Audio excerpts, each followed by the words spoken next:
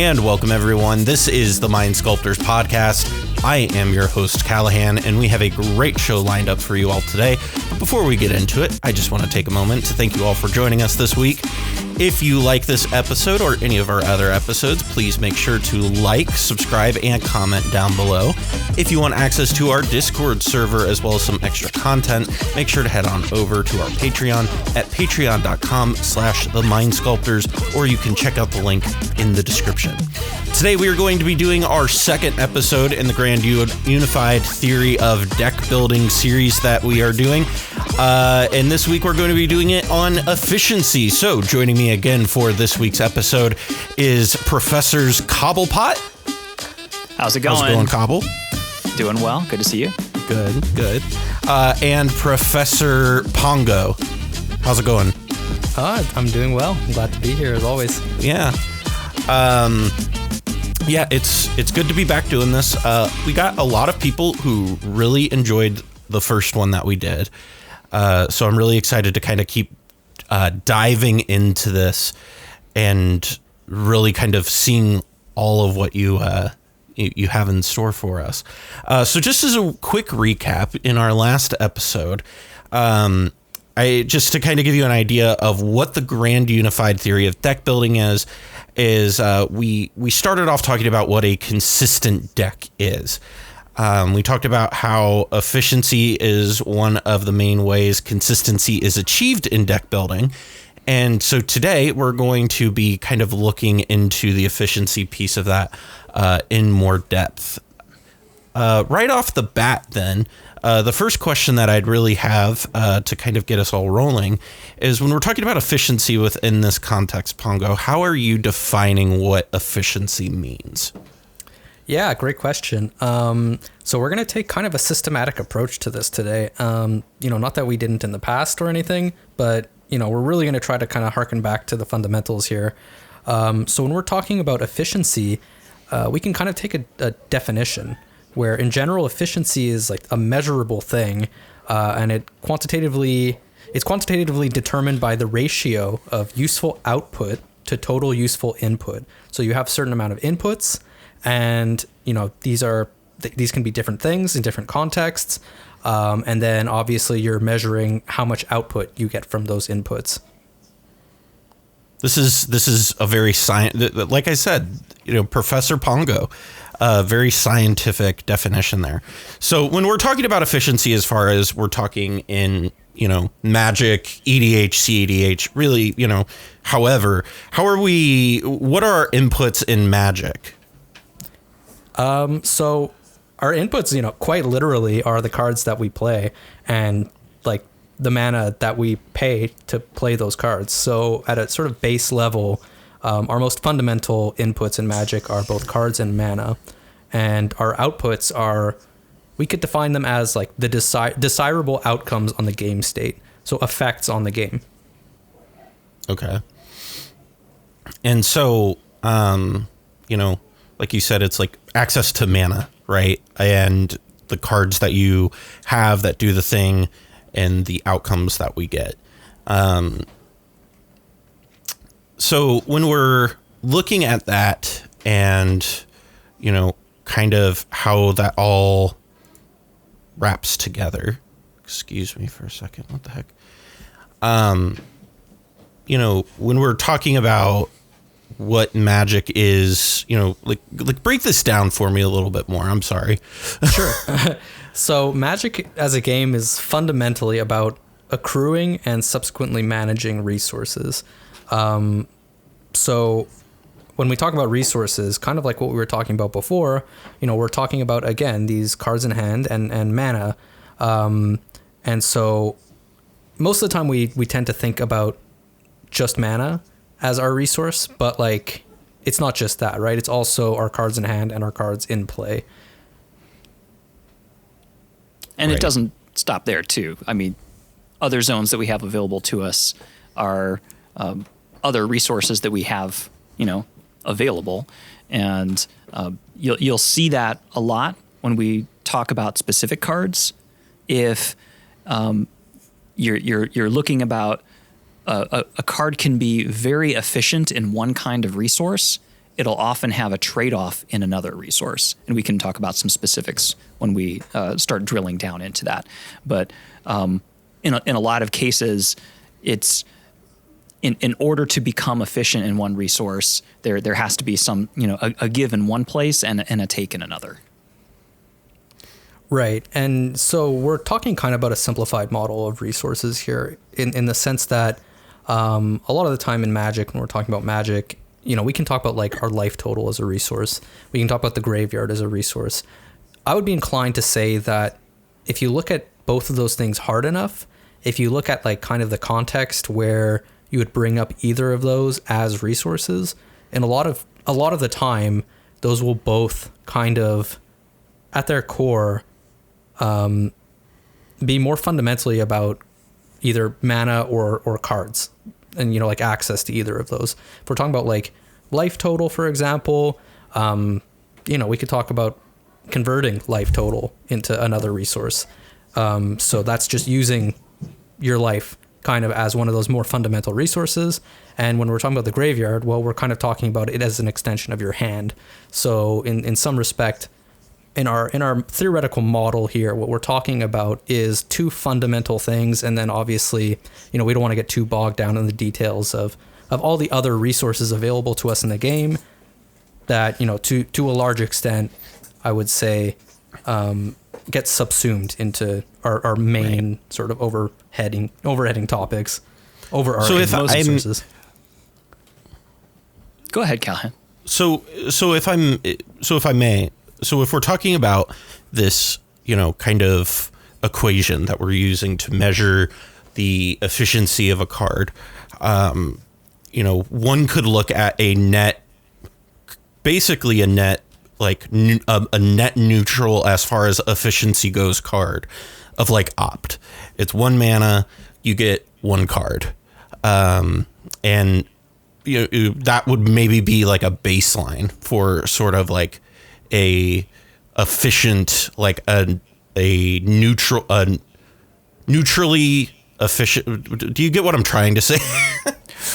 Right. I suspect that you're probably wanting to start with Opt and then compare it to something like Ancestral Recall, where you're looking at you have a baseline for evaluating whether a card is efficient or not. So you say, let's start with this one card, and then you can look at another card and be able to put it into perspective as to, Ancestral Recall is much more efficient because you are trading in 1 card, and the output that you're getting from that is 3 new cards.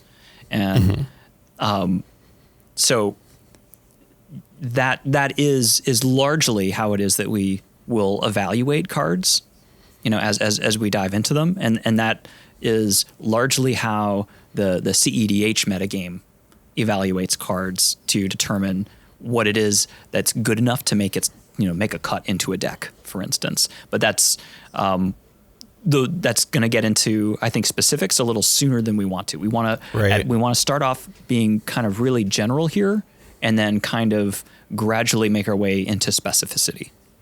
Right.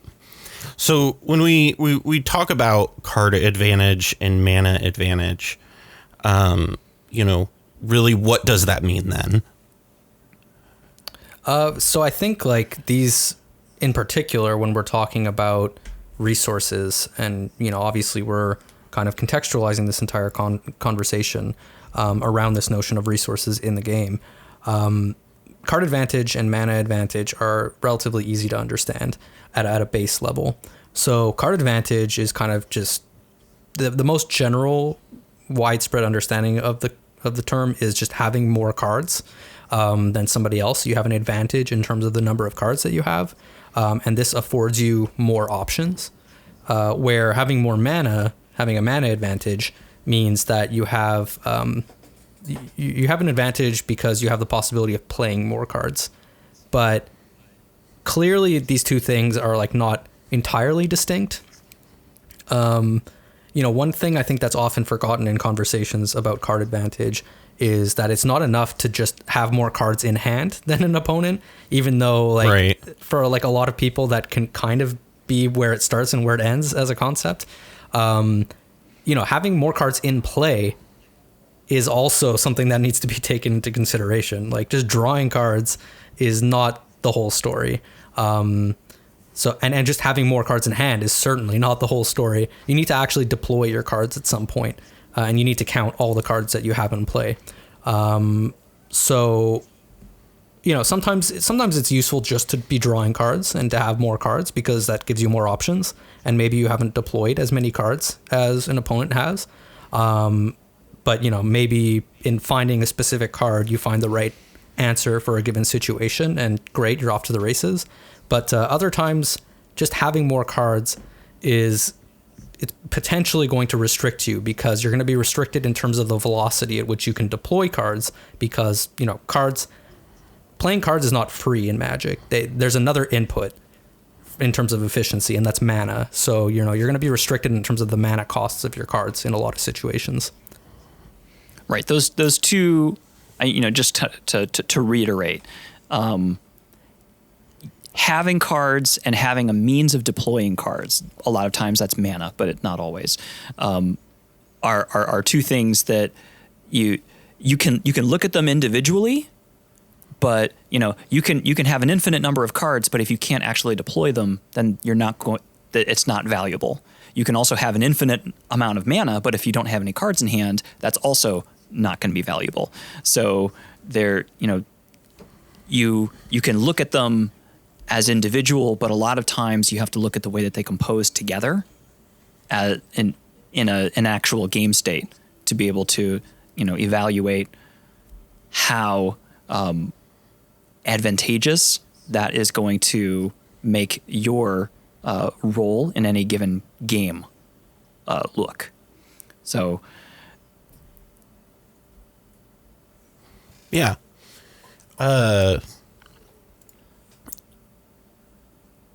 Yeah. So when we're talking about putting stuff onto the battlefield, and we're talking about deploying them, this is obviously an important piece of this discussion, right? Yeah. I think the notion of actually deploying your cards is exceptionally important. What we've been doing up until now has essentially been recontextualizing card advantage. It's not purely related to the number of cards that you have access to in hand. It's also related to being able to use those cards. I think that this deeper understanding of card advantage kind of and how it's linked to the resource system in Magic, and how it's related to mana in Magic, right? Because we already defined cards as a resource. It allows us to think of what unites these two things. And it's the fact that together they represent a form of action economy. So when you say action economy, we're like, what does that mean? So action economy is a term that you don't necessarily see a ton in like being used in sort of Magic theory circles. You do. I'm not saying that it doesn't show up here at all, but I think where you actually see it a lot more is in like D&D circles of all places. And D&D, so you don't really have the same form of resources that we do in Magic. What you have instead is the ability to perform a certain number of actions, each time it's kind of your turn to do something. If you're in an encounter, you can cast X many spells, you can attack X many times, et cetera, et cetera. You have a certain amount of actions you can take per turn. But in Magic, obviously, you have all of that, right? You have a certain amount of actions that you can take. Beyond that, you also have certain things that can restrict what actions you can take, and we'll get into that in a bit. But then you have a resource system, which on top of, your potential to perform actions is going to have a major impact in terms of, what you can do at what points in the game. Right. Once we start talking about action economy, it begins to kind of bring into focus the role that we have outside of the game and inside the game. And what I mean by that is that in terms of efficiency, we're making choices when we are building our decks. So we're making choices of, okay, what cards do we want to have? I want to have these cards that are going to be, giving me additional cards, or rituals that are going to be giving me additional mana at these certain rates, and you're making these choices outside of the game.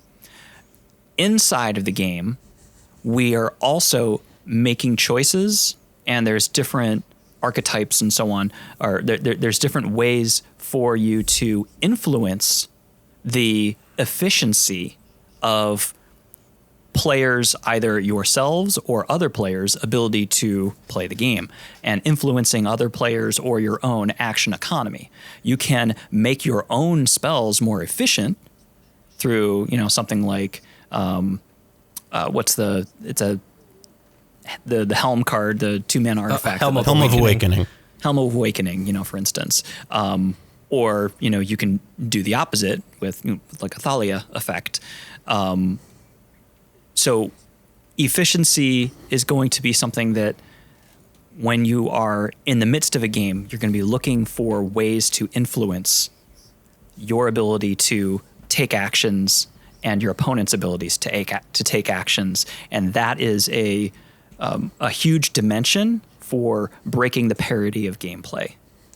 And when we're talking about the parity of gameplay, it's, if everything is at parity, then everyone is making, is moving along at their game kind of at the same rate. And in order to gain advantage, we want to create disparity at the rate that people are either deploying cards to their board, or finding cards to put into their hand, or drawing cards to get into their hand. All of those different things. Those things are all going to come to bear as part of that equation.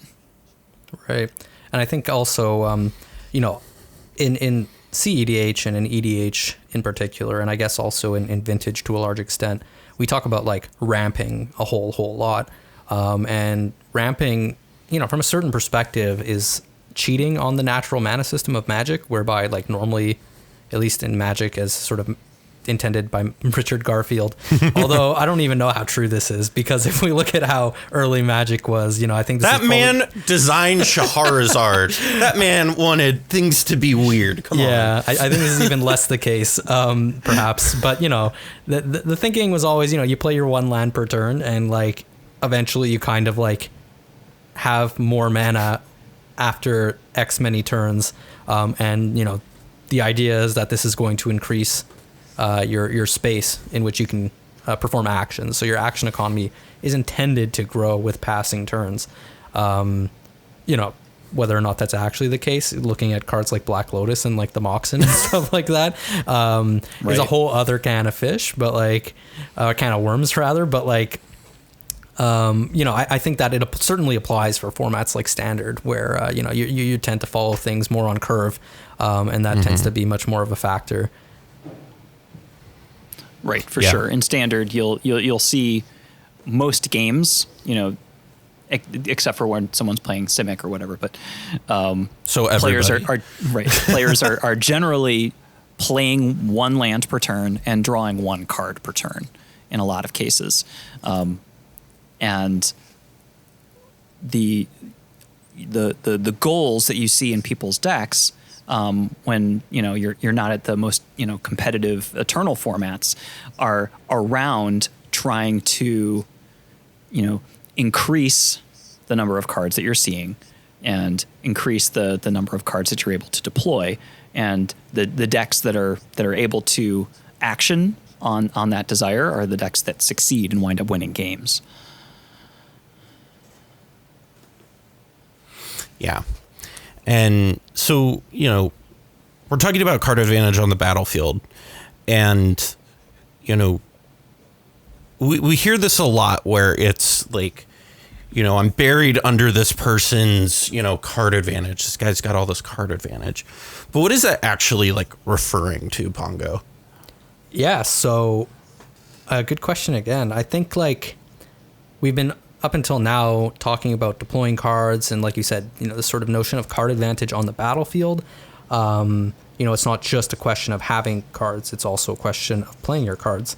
And so burying your opponents in card advantage, it's not just the act of drawing more cards than they do.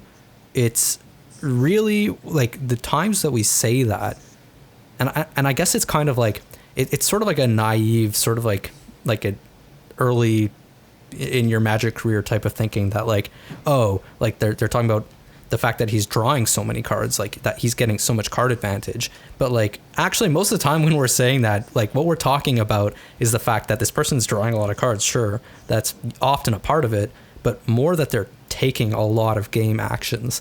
So like sometimes, you know, you're not even necessarily drawing cards. Sometimes you're just activating planeswalkers, and like your planeswalkers are doing things. You know, planeswalkers often draw a lot of cards, but they can perform all kinds of other actions. You know, they can create tutus, they can create, you know, other forms of advantages. They can take cards out of your opponent's hand, and you know, we'll kind of get into how that can also be a form of an inversion of just this pure card advantage notion. But basically, if you think of like planeswalkers on the battlefield, you know, not just the fact that they can be drawing cards, but like just the fact that they're kind of like an extra spell every turn. And, you know, right. like they're just doing that thing every turn, churning out some kind of value. That's kind of this notion that we're getting at, right? Like you're just taking more and more actions. You're taking more actions than your opponent can. And that will tend to lead you to be in advantageous state. Right. Normally, the way that we are able to get actions is because those actions are written on a card. So you play a card and you get an action. Being able to have actions that you can repeat without necessarily needing additional cards, you can think of that very much as like having a virtual card that right. you're getting into your hand. And we can think of this not just from the perspective of, you know, so you want to take more actions than your opponents, and you want to be able to have more of a board presence than your opponents have. One way to do that is like ramping and to, you know, to draw more cards, to accelerate your velocity of action economy. But another dimension to this too is removal. And so, you know, if an opponent has let's say you and your opponent both have a planeswalker. If you can remove their planeswalker, you are creating advantage because you are removing their development, and they have investment in the development that they've got on the board.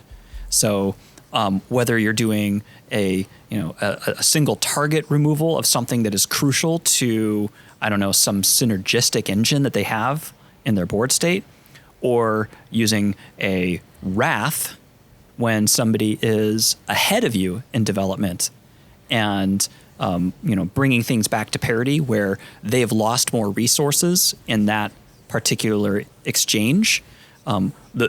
Those are really important as well to that discussion. Yeah, absolutely. I think that's a very good point that you bring up with the Wrath in particular.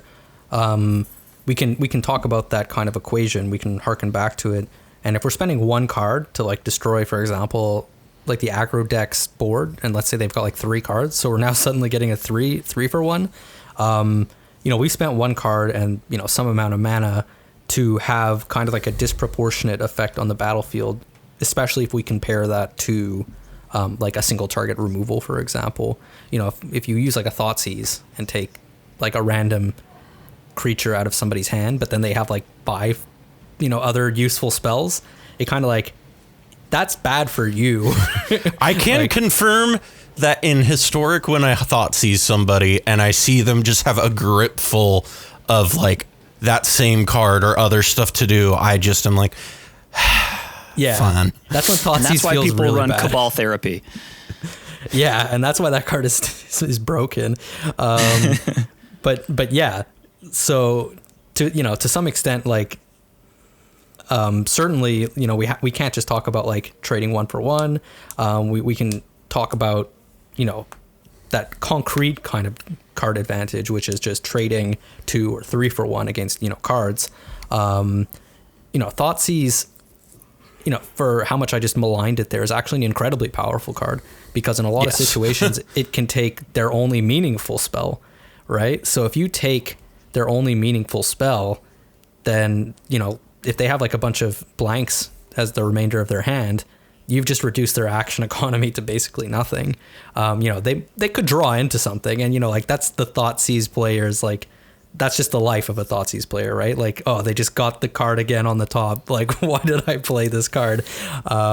But like, you know, obviously that doesn't always happen. Sometimes you Thoughtseize someone and they're kind of just floundering for multiple turns because they were really dependent on that particular card to push them forward, to allow them to continue developing, to gain more advantage. I think another good example. Oh, sorry. I was just going to say one last example. I think like as far as blanking cards goes, we could look at something like Chalice of the Void. You know, Chalice of the Void, let's say you play it on one, as you would do in a format like Legacy. You know, it has a similar effect to what we just talked about with Thoughtseize, where Thoughtseize, you know, maybe you get lucky and you take their only meaningful spell, or the spell that they absolutely need to have to disrupt your game plan. But like with Chalice of the Void, you could like theoretically completely shut them off of multiple spells. So at that point, you're kind of gaining a virtual form of advantage, right? Because you're essentially saying they can't deploy those cards. Right. The thing that ties this to efficiency is when we're talking about, you know, action economy, it's, you know, how many meaningful things are you doing per turn? You know, you have X amount of resources, and what are the results that you're getting from those resources? Right. If you've got somebody in a situation where they have all of these resources, but they're not doing anything, that's still part of the efficiency discussion, because what you've done is you're reducing their outputs to zero. So and that's huge for being able to, you know, command advantage in a game. So it's you don't want to just look at, you know, how efficient is this card. You want to be looking at how efficient is the game state. And that's why we talk about things about, you know, parity and influencing the ability for, you know, influencing your own ability to take more actions and reducing your opponent's abilities to take meaningful actions. I think that's good. Yeah, I think it's meaningless to talk about efficiency, I think, in a complete vacuum. It's always contextualized within the game and within the effect on a game that a particular card can have at a particular mana cost, and also the circumstances of your game in question. I think that's something we'll come back to in a little bit. And one thing, you know, as we're talking about, you know, card advantage on the battlefield, and not to totally move away from that, but like we were talking about, you know, stuff like Wrath of God and Thoughtseize and Chalice of the Void. You know, those are things that we tend to think of when we're thinking of like tempo. You know, I know a couple standards ago, a very popular deck in standard for a while was mono blue tempo. And so when we're talking about tempo and how that relates to the sort of efficiency thing, what are we talking about, Pongo? Yeah. So I'm glad you brought up the example of the mono blue tempo deck from standard, because I just want to be absolutely clear that to begin with, we're not going to be talking about like the deck archetype itself. Right. Although these two things are related, and certainly we're going to talk about tempo decks.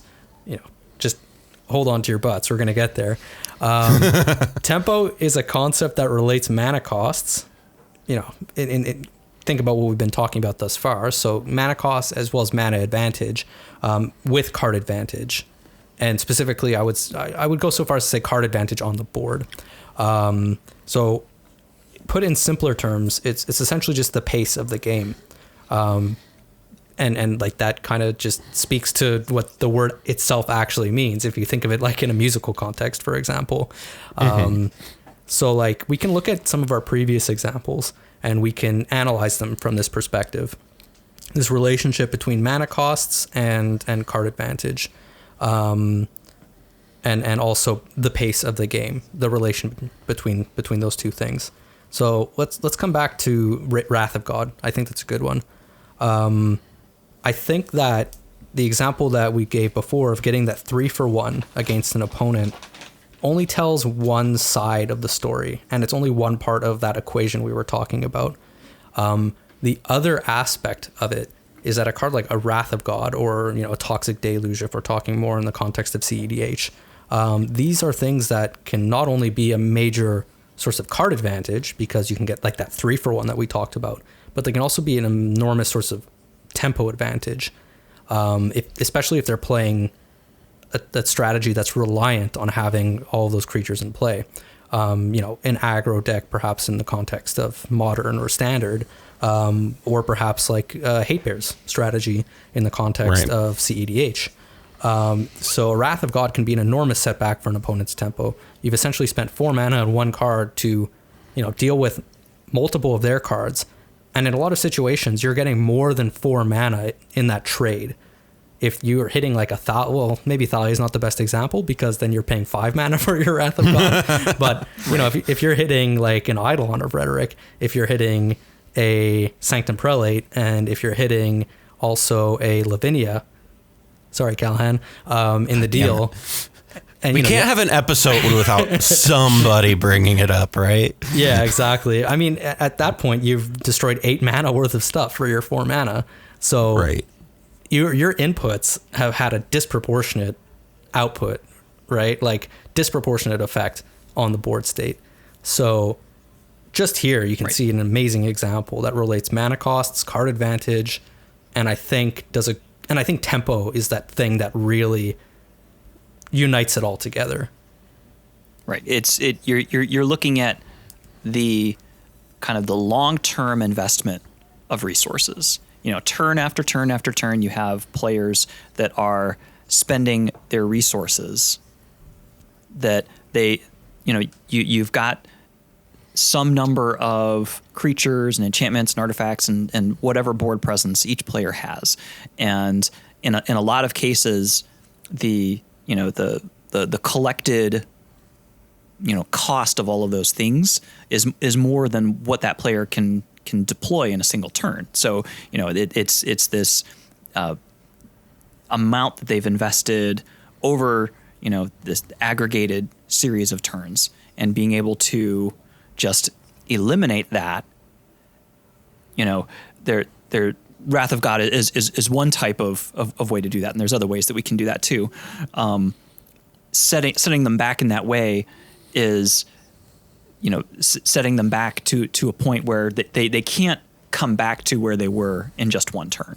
Mm-hmm. And if you can find ways to break parity with that, I mean, looking at aggro lists that use man lands, for instance, where, you're using a wrath, and that you've got a couple of your man lands that are going to survive that you can continue to bash away with.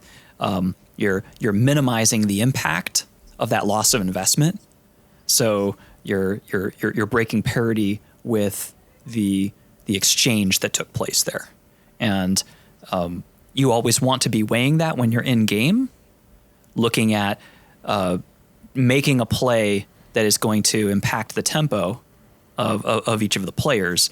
You want to see how you can make it such that you come out ahead in the exchange that takes place.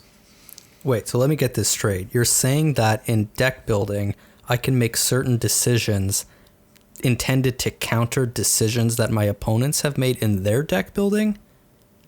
I mean, in deck building for sure, but also, when you're playing in the table, there's 2 layers, absolutely, for sure. This is mind blowing stuff. Yes, I'm getting your sarcasm here, but it's one of those things that it happens at both layers, inside and outside the game. Oh, I think it's an incredibly important point, and I think that when we're talking about deck building, which we obviously are, it explains so many choices that people make in their deck building. So it's worth saying. Right. I think that it's one of those things where sometimes deck building choices, to your point, sometimes deck building choices don't make sense to people on the outside. If you're fully invested in a particular format, then a particular deck building choice, the reason for it can be totally lost on you compared to somebody who understands that format really, really well and then sees that particular choice and says, oh, okay, that card is in there because it's a good, sort of like meta type pick. They're playing that because they want to, like you said, to your point, they want to offset the potential tempo loss of this commonly played card in the format. So, that's a great example. Right. I think in terms of other examples that we already brought up, and in terms of other examples that I think really illustrate this tempo concept super, super well, Thoughtseizes, which we mentioned before. Right. So classically, actually, when people discuss Thoughtseize, what gets brought up all the time is the fact that it's negative tempo for the person casting it. What that means is that you're spending mana and you're not like really getting anywhere. Think about it. You're not putting a creature into play, so you're not getting any closer to winning the game. You're spending a card and a mana, and you're taking away one of your opponent's cards, and your opponent can spend their mana and remaining cards to just play something on the board and start kicking your ass. And from a certain perspective, that's like a better thing to be doing. However, if we look at Thoughtseize when it's at its very best, what you can see is that it is capable of representing a very significant relative tempo advantage, when it's taking away that crucial card that we were kind of talking about before. I don't know if most of our viewers will necessarily be familiar with this new combo in Standard, but if we take like the Tybalt's and Modern Trickery, and Legacy and Modern, actually, you know what? I guess you should be aware of it. It's in every format. Yeah, it's in every format. I don't know if it's going to be in every format forever, because I feel like it, maybe it's flavor of the month, but I digress. Imagine this new Tybalt's Trickery deck in Standard or in Historic or whatever, or Modern. This is a deck that mulligans aggressively to try to find its combo. And, typically that means it has very, very few cards in hand, but that's okay because this deck only needs very little mana, and then it plays this one card and it gets an incredibly disproportionate impact out of this card. The efficiency of this, what ends up being the efficiency of this card, or what the efficiency this card achieves in that shell is incredible. And I'm not going to get too much into it right now because we're going to touch upon this later. It's incredibly disproportionate to what other cards similar do. Right, and incredibly disproportionate to what the card is intended to do, but that's a different conversation. Right. If you Thoughtseize that card that they desperately needed in their hand, then you're setting them back enormously. Yeah. They might just lose on the spot. Yeah, I've had, because I play a lot of Historic on Arena, and I play, I kind of flip back and forth between like Teamer Marvel and Sultai midrange.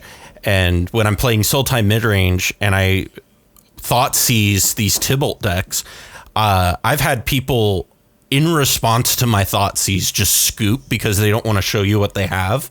And then like the next game do their thing because they're on the play.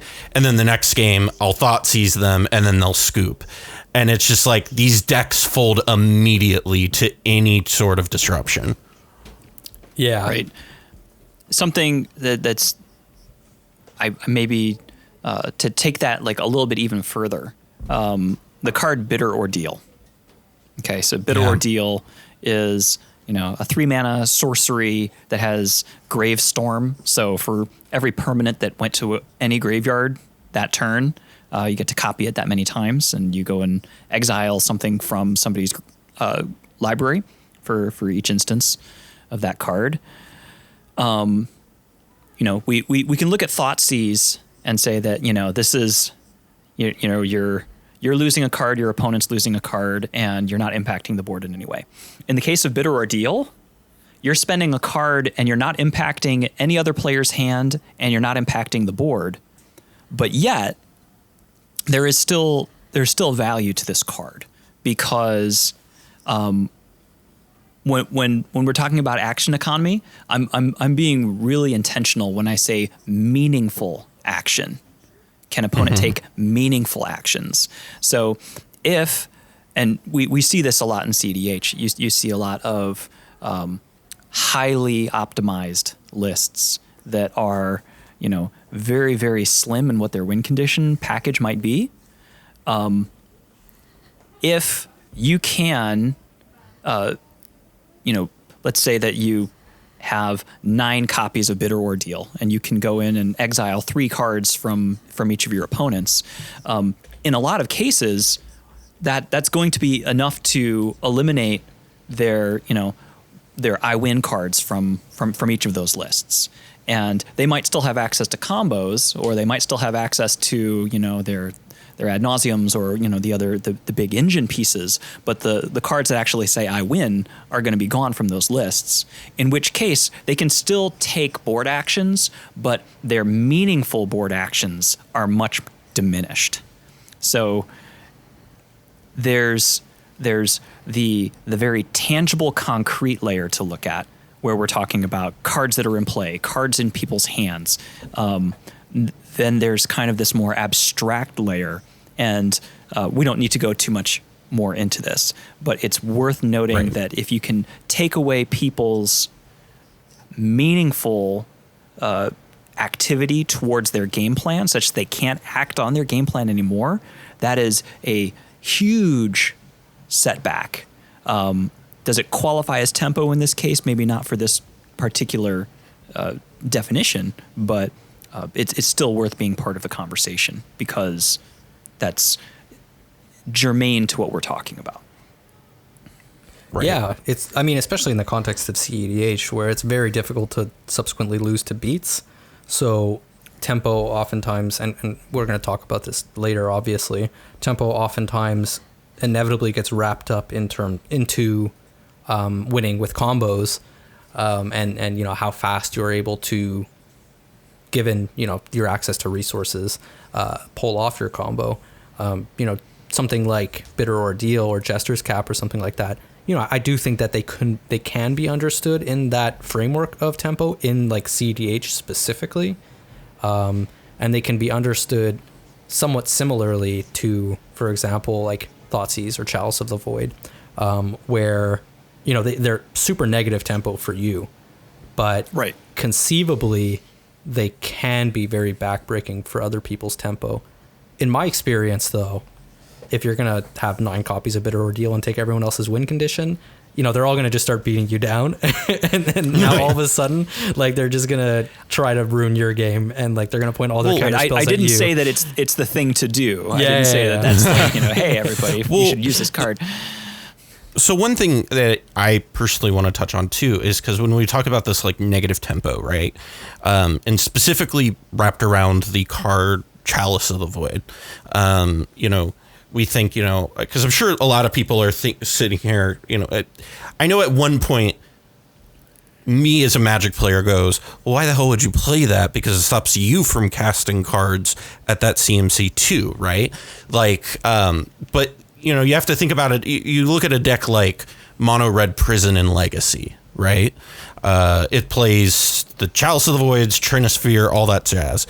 And its top end is like, we're going to slow the game down through these effects, and then we're going to basically grind out value through our creatures, through our planeswalkers we play. I don't know if it still plays Koth of the Hammer and all that stuff. I haven't paid attention to it too much. But, like when we talk about like Chalice of the Void, right, Pongo and or Cobble, whoever, like what is the advantage there? Because this is a drawback to you as well. Well, like we said, we're evaluating these things both in game and during deck building. So I personally, in the CEDH context, I like Chalice of the Void, especially on 1 and on 2, because of the demonstrable effect that it has, given that if you take somebody off of 1 and 2, with like a Sanctum Prelate or something like that, for most decks, that's more than 50% of their cards. And that's just that it's huge. But like you said, it's symmetric, so you need to build in ways into your deck to be able to break parity with that effect. So, in some cases, that's things like Allosaurus Shepherd or Destiny Spinner or that kind of thing, where you make your spells uncounterable. or you shift the cost of the spells that you're using. So, if the main interaction, or the main removal that you're expecting in a metagame is all at 1 CMC, but you know that you're going to be playing Chalice on 1, then maybe instead of using the most efficient or quote unquote best pieces for those types of behavior, you instead use the ones that are at 2 instead, because you're expecting your game plan to incorporate the fact that nobody's going to be able to cast things on 1. So you're making decisions outside of the game to be able to make that a tenable design choice. Right. I want to return to our equation from before, because I think that this sheds a lot of light on this question. If we look at cards like Chalice of the Void and Trinisphere in particular, and if we look at Red Prison as sort of our context, what a lot of stacks and like prison style decks are trying to do is they're trying to make efficient cards inefficient and inefficient cards efficient. Ponder as an example, or Force of Will as another example. They might have relatively minor effects on the game in terms of outputs, but that can be fine if you're inputting very, very little mana. Small input, relatively small output is okay, and I think that I'm kind of underselling them. I think that they actually have a disproportionately good output, which is why people typically play them and why we call them efficient. But if you're having to pay 3 mana for those effects, all of a sudden, like, they're not disproportionately good anymore. In fact, all of a sudden they're not good enough anymore. And red deck, like that Red Prison deck, what it does instead is it plays 3 and 4 drops because they cost the same through Trinisphere. But at 3 mana, your expected output from a card is much, much higher. If a card is efficient at 3 mana, it's going to be a lot better than your typical 1-drop is. That's just good game design.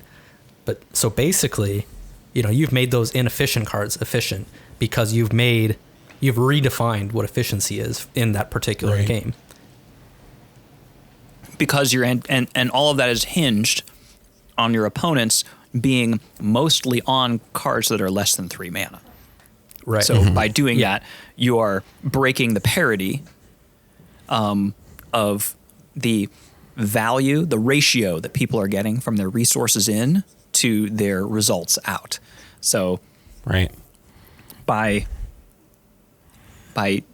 anticipating the expectation of other people's deck design or known deck design, you can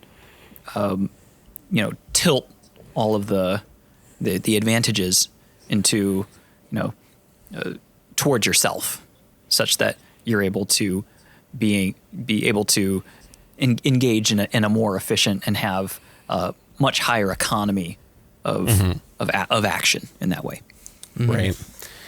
And so, kind of last in these things, before we move on to kind of the next portion of this is, we've talked about Wrath of God, we talked about Thoughtseize, we talked about Chalice of the Void, but one card that, we kind of think of in this tempo scenario and kind of going back to Legacy just for a minute is Wasteland. And this is a card that you see a lot where you're kind of like selectively taking them off of mana. So like, Wasteland, you're losing a land, right? Because you have to play the land and then you have to use that to blow something up. But there's advantages to that. Like you're able to turn off some of the mana that your opponents might have. Right. Or they might not be able to play their 3 drops anymore because now they're stuck on 2 lands. If you're mana screwing, essentially, if you get into a game, you just like shuffle up, draw 7 cards, and your opponent never plays a land and never plays a card. That's the ultimate form of card and tempo advantage. Like literally not your opponent taking no actions in the game. And Wasteland can have that effect, right? Kind of similar to like cards that make opponents discard cards at random. If you can make your opponent discard cards at random and they like randomly discard their 2 lands in hand, it's like the exact same effect. They're like suddenly mana screwed. So like, yeah, I think that's essentially just the ultimate form of tempo. What we're, I think, probably going to be touching upon, especially when we're talking about tempo decks in particular, tempo decks specifically. We're going to talk about how you kind of offset that sort of pseudo negative tempo that you get from spending a land to destroy an opponent's land. How do you offset that? Because I like Cobble was kind of getting at before. You're making choices in deck building to make sure that you can do that, and you can make sure that it's really, really good. Right. So, when we are looking at tempo and like, what is a tempo play? We've talked about like all these things. So like when we talk about like classic tempo plays, like what are the things people are talking about the most? Yeah, I think up until now we've talked about how, most cards can be understood as tempo plays. And I think for a lot of people who are perhaps like just learning about tempo, just learning about the archetype, that can be already quite eye-opening. But like, I think before we get into a conversation about like what tempo decks are, it might be valuable to discuss some of these, as you put it, these classic tempo plays. Because these are the types of plays that are most often brought up in discussions centered around tempo. And hopefully, in talking about these and relating them back to the examples we just talked about, we'll kind of have, everything will kind of click into place, especially once we finally start talking about tempo decks themselves. So these classic tempo plays, I would say more often than not, focus on sort of the mana advantage aspect of tempo, especially when we're talking about like disruptive tempo.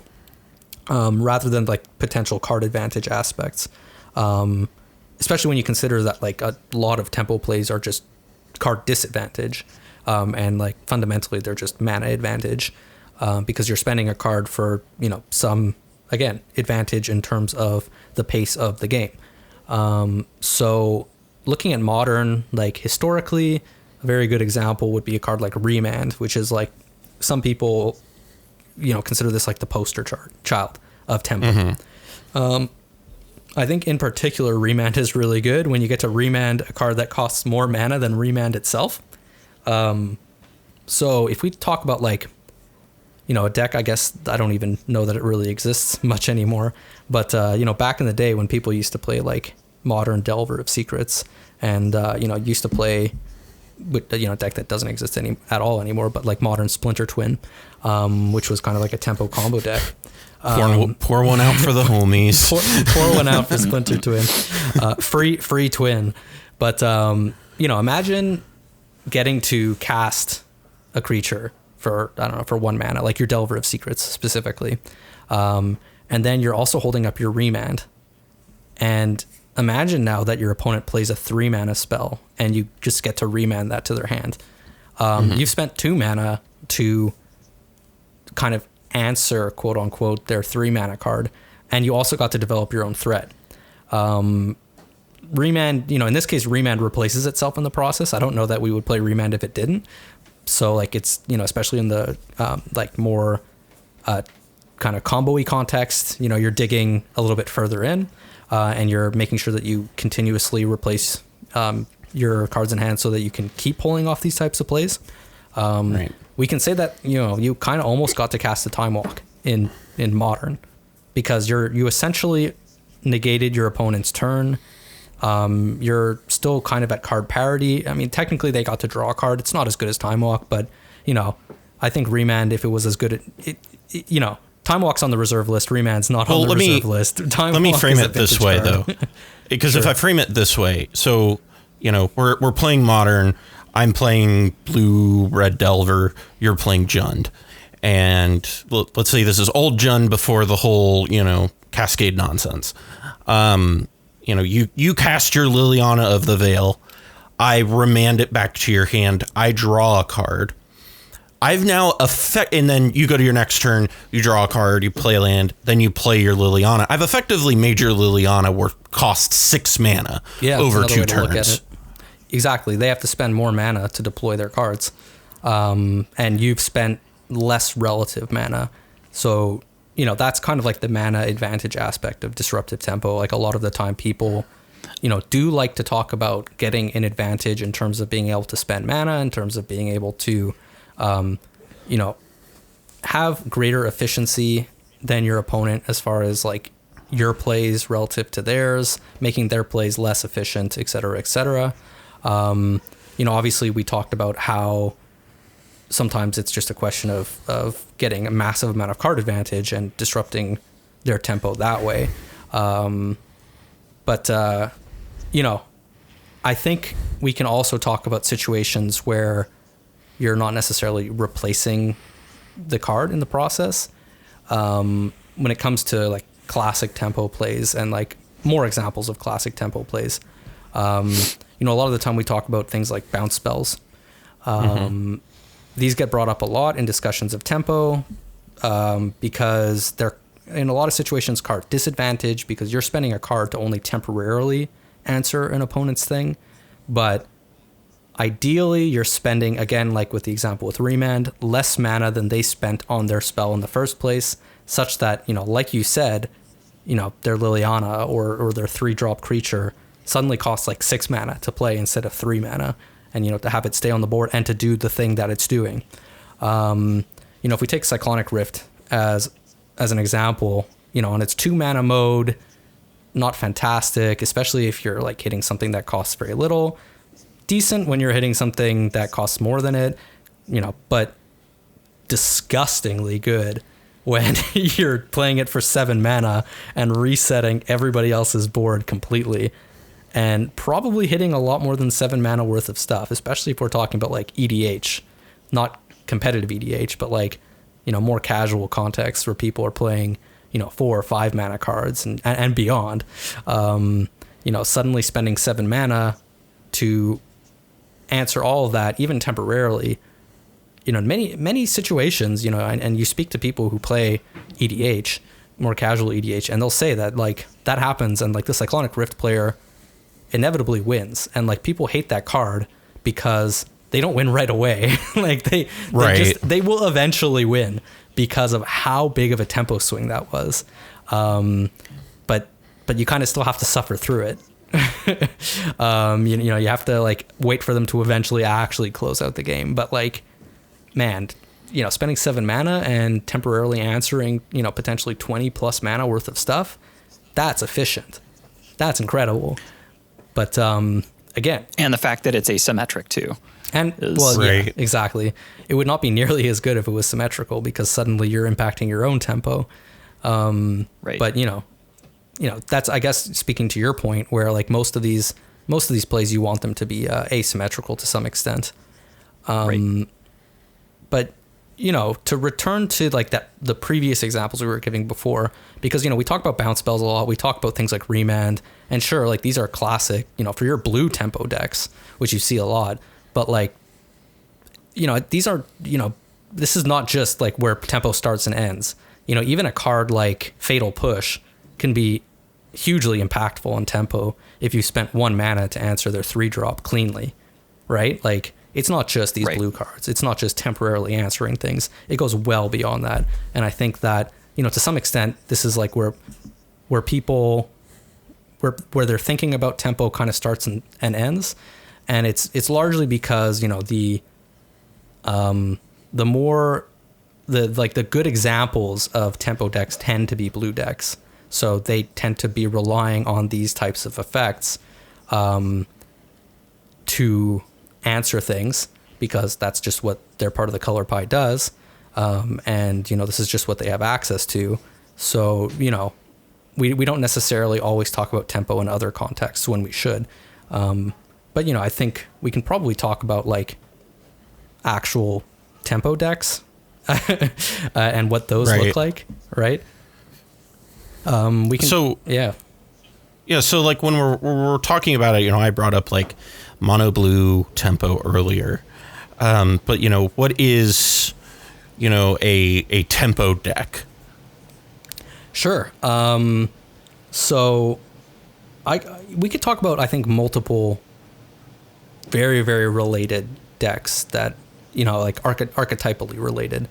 On the one hand, a tempo deck, you've got the classic examples of like the aggro control decks, and we'll talk about those, but like, I think that it's first valuable to talk about like the pure aggro decks. So what pure aggro decks do is they play typically many cheap creatures, and the efficiency they're looking for is in terms of the stats on those creatures. So, you want to play like a 1 mana card that has at least 2 power ideally. If it has haste, even better, because then, you're getting in those beats really quickly. And especially in 20 life contexts, a lot of the time discussions of tempo will center around beats, which is, getting your opponent dead quickly.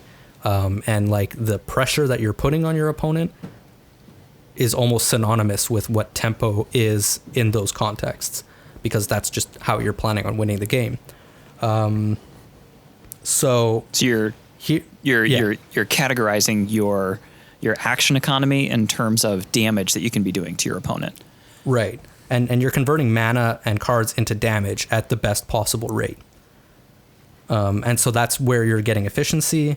And again, the tempo that you're applying is in trying to get a better rate in doing that than your opponent is getting in the things that they're doing. So, you play many cheap creatures, you're getting in damage ideally. If they're spending mana and cards to answer your creatures, probably they're not getting a fantastic rate on it, especially if they're trading 1 for 1. If they can do that up until the point where they can like wipe your board with a 4-drop board wipe, and they can hit multiple things, then that's when they're going to flip the tempo around. That's when they're going to gain a massive tempo advantage relative to, like what you've been doing up until that point. And in a lot of situations, that's going to be because of a card exchange, not because of a mana exchange, which is the interesting thing, right? Right. Where, sometimes tempo is not just about mana. It can also be about cards. But, we have been talking about it in terms of mana up until now. What these decks are trying to do is they're trying to maintain that tempo advantage up until the point where their opponent is dead. That's what we can say about aggro decks. And, if they lose things along the way, it sucks. It sucks to lose your Savannah Lions and stuff like that. But, you're just going to keep playing the next one and the next one until hopefully your opponent is gone.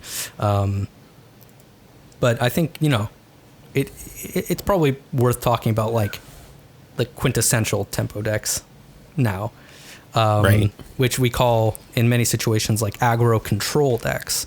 So, useful to see that aggro remains part of the conversation, but now we're bringing control into it. So we're combining, what we just talked about, in terms of proactive tempo, sort of like in aggro decks, and we're combining it with the reactive aspects of tempo, which I think is like what we've been talking about pretty much up until this discussion on aggro decks. Right. So, yeah. Why don't we talk? And Go ahead. It really, the deck that I feel like personifies it, in my opinion, and maybe I'm wrong on this, but is the mono blue tempo deck that Autumn Burchett won, what was it, Worlds a couple years ago. Yeah. Like that list is in my mind like the prototypical aggro control list where, I'm looking at exactly her list right now. There's stuff like there where you're playing Mistcloaked Herald. It can't be blocked. You're playing Siren Storm Tamer, Merfolk, Trickster, but you're playing stuff like Dive Down, Spell Pierce, all these like control effects and Curious Obsession, and you're just trying to like out value your opponent and keep them really locked down. And perhaps I'm wrong, but that's really what I think of when I talk about like when somebody brings up like an aggro control tempo deck. Yeah, you're essentially just trying to have substantially higher card velocity than they do, right? You're trying to play something like a cheap creature such that you're attacking, early and a lot. And like you mentioned before, cards like Dive Down make it so that your opponent's attempt to answer, your thing that's in there dealing damage, tend to be less successful, to put it lightly. Things like Spell Pierce do the same.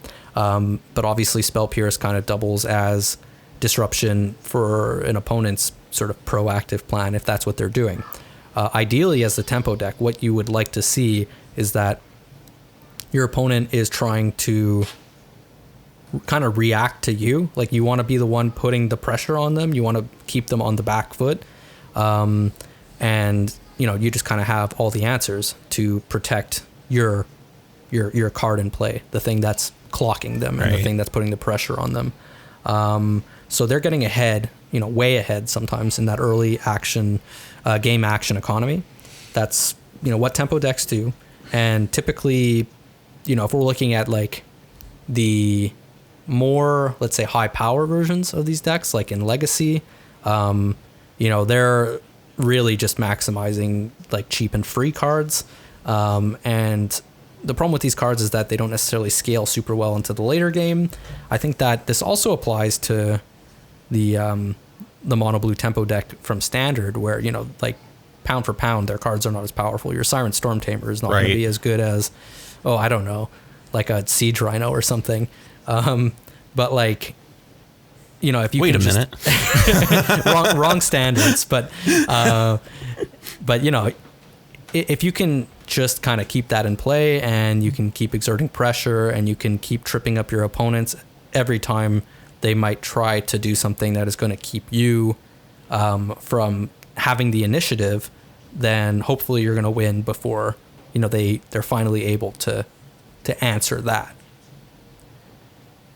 I think that these classic tempo decks, they're aggro control decks, which kind of like just in the name itself kind of firmly puts them into the camp of being blue to a large extent.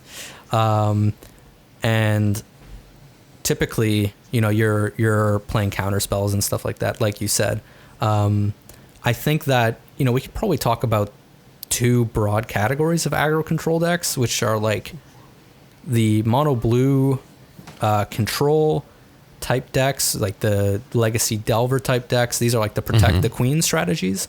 They're not necessarily playing like a whole lot of threats, but what they're trying to do is have like a pretty high quality threat. In the mono blue control case, I think like Curious Obsession, like those types of cards, Curiosity, whatever, those effects make their threats higher quality. It makes it more painful to lose that card if you can't extract value from it, right? Because you might get 2 for 1. But you play kind of with what the cards your format give you access to. So you're putting a lot of investment into one card, or maybe not even that much investment. If we look at something like Delver, which is just kind of a broken card, and you're kind of just trying to ride that one card to victory, and then the vast majority of your deck is going to be disruption from that point on. Alternatively, you can look at like what are called fish strategies, and that kind of harkens back to like Merfolk, which is at its core is also a tempo deck. It's closer to the aggro side of the equation than the control side of the equation. And that's kind of where these two diverge from one another. The fish strategies, and it's not just all Merfolk. In Vintage, sometimes we also call decks fish decks, and they don't play any Merfolk. I mean, like humans would be like one of those decks too. Yes, in Modern, and we call that a fish deck too. It's not unheard of for people to refer to that as a fish deck, especially in Vintage. Actually, I think I've seen Vintage human decks being referred to as fish, which is really funny. And these are decks that, like the Merfolk deck, they play a way higher density of threats. And, individually those threats might not be that good. But, you start playing a bunch of them and like they become really, really good. And, you're kind of just trying to draw into more and more threats such that, your opponent can't possibly answer them all. And eventually you just win that way. But naturally, like you're also playing disruptive elements, right? You have to be doing that to attack their attempts to stop you from applying pressure, or to interact with the type of decks that just won't care about your plan at all, which is a whole other type of tempo deck that I think we can probably talk about. Right. So, speaking you talked. Oh, sorry. You had mentioned Protect the Queen, and just tempo in general. Speaking as a Najeela player, the most common or the popularized Najeela list for a long time was called Najeela Tempo. Do you feel that is a misappropriation of that name, or do you feel like that's also playing on the same archetype? Was never a fan of that name, if I'm being completely honest with you. I think, it was more applicable back in the day when that deck was like way more all in on Najeela to win. Before we got first Jace, Wielder of Mysteries, and then Thassa's Oracle, and then, other stupid things that we can do in the format that kind of just like fit into any possible deck you would want. Like Hull Breacher, for example, or Underworld Breach, kind of whatever you want, ad nauseum, fitting into whatever deck you want because of Dockside Extortionist. Anyway, I digress. Back when that deck was way more focused on Najeela, it was probably truer because your win depended on you sticking Najeela and kind of protecting her, and preventing your opponents from winning until you could have your win. But, where it falls flat as an analogy is that Najeela's a combo piece, first and foremost, trying to combo with, one card win conditions. And you kind of just want to protect those like any other combo deck in CEDH. You just want to use your counter spells to like make sure they stick and then win through a combo. You're like not actually as like a primary plan beating people down, trying to apply pressure, trying only to disrupt their game plans. I just think that it's kind of unfeasible to expect that as a consistently good game plan when you have to deal 120 damage. Even if Najeela can do that in 5 turns potentially, CEDH games are just like so fast that often isn't actually going to be feasible. Speaking for myself, I've played many games with Najeela, and while I have taken players out of the game many, many times, I think I can count on like one hand how many games I just won purely through beats. Maybe 2 hands, but we're talking about hundreds of games. Right. My point here was just to illustrate that it's good to understand the archetype as far as tempo and how it relates to efficiency, kind of in the general sense. But as far as applicability directly in the CEDH context, it's maybe not going to be that sensible to try to reproduce that type of archetype. Yeah, as an archetype for within sure. the framework. Yeah. Yeah. I think it's the reason why I kind of like still use that name despite my distaste for it is that the deck now is just too closely associated to that name. Like the branding is stuck. It was good branding at the time, excellent branding. And now it's just like that type of thing where it's kind of grown beyond your ability to control it. Well, and one thing, and I don't want to get too far into this right now because it's kind of off topic, but one thing, and this is something we've talked about, privately a little bit before, is how, these archetypical discussions that we're talking about, like tempo, the archetype of tempo and aggro and combo and all those things, when you're talking about them within the lens of CEDH, you kind of have to shift what they mean a little bit because the way of the format is they can't be exactly that way, right? Because it's just not plausible most of the time. So, and we've had tons of discussions about this privately, and I'm sure we're going to do a video about this eventually. So I don't want to, stick on that too long. But it is important to note that I think within the context of CEDH, I feel like stock Najeela tempo feels about like as close to blue-red Delver as it gets, right? Yeah. Like it's about as close as you're going to replicate that sort of effect in CEDH. But when you're talking Protect the Queen and like I said with Delver, that's kind of like the prototypical Protect the Queen deck, right? Is like blue-red Legacy Delver, but probably before Oko and before Dreadhorde or Arcanist. Man, that deck has really changed, hasn't it? Jeez. Oh, yeah. Wow. Which, I think we'll probably get into, how that deck has changed and why it's changed, when we a little bit further into this conversation. But yeah, it's changed tremendously. But I think that like looking at like classic blue-red Delver. So obviously like Oko's not in the conversation, and I guess we could still talk about Dreadhorde within that shell, but like I guess like traditionally we were talking about Young Pyromancer and stuff like that.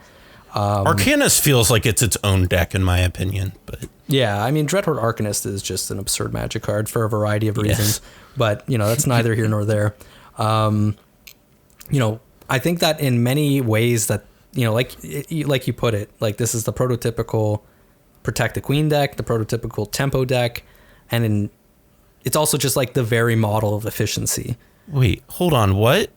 This I'm sorry, I'm looking at the Teamer Delver list right now, like the one on MTG Goldfish. It plays Hooting Mandrills? Well, so that's not that bizarre because that's a 1-drop.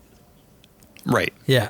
Yeah, but that didn't used to be in the deck, though, did it? Of looking at efficiency. Yeah, that's wild. I mean, look at Gurmag Angler in like, back in the day. I guess it's true. Probe. They're 1-drops. Those are tempo cards because you're playing a bunch of really cheap, efficient cards, just, kind of by definition of being a tempo deck. And then you're converting resources, aka cards in the graveyard, into mana. So that's kind of like what I was getting at before when I was saying, resources in like other zones or like kind of more niche resources like life total, like they tend to be converted into more fundamental resources like either cards or mana. But yeah, that's neither here nor there. Right. So like, I was just looking at the list and was like confounded because I saw that and I was like, what in the world? Yeah, well, I mean, anyway, I remember the first time I saw Gurmag Angler and Grixis Delver back when Gitaxian Probe was legal, and I was like, I don't get it. And then I saw that deck play and I was like, I get it. This makes so much sense. This is a 1-drop card. This is not a... Right. Yeah. A 1-mana 5/5 is a good card. Yeah. But yeah, like, what are these decks doing, right? They're playing cards that generally cost no more than, 1 or 2 mana, like Gurmag Angler, which is a 1-drop. And they're playing like all kinds of like free and cheap counter magic, as we were saying before, to protect their threats, or, in the context of Legacy, what's really important is, the fact that there's many, many proactive decks in that format. And there's many decks that are not looking to play kind of like a fair game of Magic where they're going to deal 3 damage to you every turn and kill you over the course of 6-7 turns. They're going to kill you in 1 turn doing something really broken. But you get to use your counter magic as disruption for their win attempts, or their tempo, we could say. And then you're also playing, especially in like the blue-red shells, removal spells that only cost a single mana, if we're talking about like Lightning Bolt or Chain Lightning. And the nice thing about these is that they also double as direct damage, which means that you're kind of speeding up your beats, your own tempo, your ability to close out the game. And then, what else are you playing? You're playing Cantrips. Cantrips, as we discussed in the last episode, they provide consistency to your deck. They let you have access to whatever you may need in the moment. It's like having virtual redundancy for every single card in your deck, not just, the 4 copies that you already have for your deck. And, rounding it all up, you're playing things, in this deck, at least, you're playing Wastelands, because if you're paying only 1 to 2 mana for like most of your plays, you can afford to give up a land drop and potentially just kind of win on the spot by cutting somebody off of, let's say their red source or whatever, kind of like the example I was talking about before with Hymn to Turak, where you might just get lucky and completely screw somebody out of the game. Like you just kind of get to do that for free. And the way you've built around it is by making sure that you're only ever paying 1 or 2 mana, like for most of your spells, if not 0 mana. In the case of like Force of Will and Force of Negation and stuff like that, or Daze. Right. An important thing to kind of look at here, especially when you mention the word consistency in the context of, this particular tempo list, but also in the context of, the greater whole, thinking about how efficiency and consistency are bound together in CEDH. You can look at the opposite of efficiency and see what it does. So if your deck has inefficient cards in it, inefficiency creates variance, okay? So when you're looking at a deck that's all 1 and 2 mana cards, then it's very, very efficient because, you know, your resources that you're expending are very, very small in terms of the outputs that you're getting from them. And it's going to be consistent because you're always going to have the resources that you need to be able to pay those costs. Right. If instead you're mixing in there cards that are not efficient, then what you're doing is you're introducing variance, in which case there's a question as to whether or not you're always going to be able to have the resources needed to engage those cards. And when you have an elevated amount of variance, what you're doing is you're reducing your consistency. Right. Because now you're introducing a question as to whether or not you're going to be able to make the plays. You know, in the case of, blue red Delver, that's never a question because of the efficiency, and thus the outworking of that is consistency. I think it's important to kind of, draw not dotted lines, but straight bold lines between those things to underscore why that stuff is so important, and why you see the deck construction that we do in CEDH, and we'll get to that soon. Yeah, right. I think to put a bow on that last point, where you can occasionally get tripped up in Legacy with that style of deck is in the fact that as like tempo deck, or just as such a powerful format as Legacy is, most of the time to win, you're going to need to like multi-spell, which means cast multiple spells per turn. And so if you're struggling to like hit your land drops and stuff like that, sometimes it's going to be hard to cast multiple spells per turn. But it's almost never an issue to cast 1 spell per turn in a format like Legacy, where things cost like 1 mana or 2 mana. But oftentimes that's just not going to be enough. Your need for tempo in a format like that dictates that you be able to cast multiple spells per turn. Right. Indeed. So, we talked about tempo, and we talked about how that can play a piece of card efficiency and all of that. But, there's this whole other side of this that we've kind of hinted at a little bit behind everything, is this idea of like combos and broken mechanics. And, when we're talking about this, what are examples of this, and, how does this fit into like efficiency? Yeah. So we're kind of funneling back into CEDH at long last. We're getting there. I know this has been very discursive, but sometimes to make a point, you need to, you need to break a few eggs or something. But so omelets. Yeah. So let's talk a bit about combo decks, because I think combo decks can be very well understood in this framework of efficiency and this framework of tempo extremely, extremely well. I want to talk about storm decks for a second, because I think that's where we start being most directly applied perhaps to CEDH. And we'll talk about like another combo just because why not? But I think storm decks are probably like the best example of taking this efficiency equation that we've been talking about before and just like taking it round back and just like kind of, shooting it in the head, just abusing it to its logical extreme. What do these decks do? They tend to play an enormous density of rituals, which offer a very, very clean way to circumvent one natural resource barrier inherent in Magic. And we're talking about mana production, obviously. What we were talking about before, with, this whole idea that Magic was designed around playing 1 land per turn and, playing things with kind of this natural curve. Was not even true way back in the day when the best rituals in the game were printed, your Black Lotus and your Moxen. You're essentially very quickly producing, at least with these storm decks, a type of feedback loop, where you are essentially using your inputs to produce ever greater inputs. So what I mean by that is your rituals, which are, your card that you're playing as an input, is generating mana. And as we talked about before, mana is an input. So your output is an input. So you're just constantly feeding your output back into your input stage, until such time as you reach like a level of a critical mass of inputs. And when you reach that critical mass, typically with these types of decks, all you need is one last input to produce a game state, a desirable game state that we can succinctly summarize as, your opponent's tempo has been reduced permanently to zero.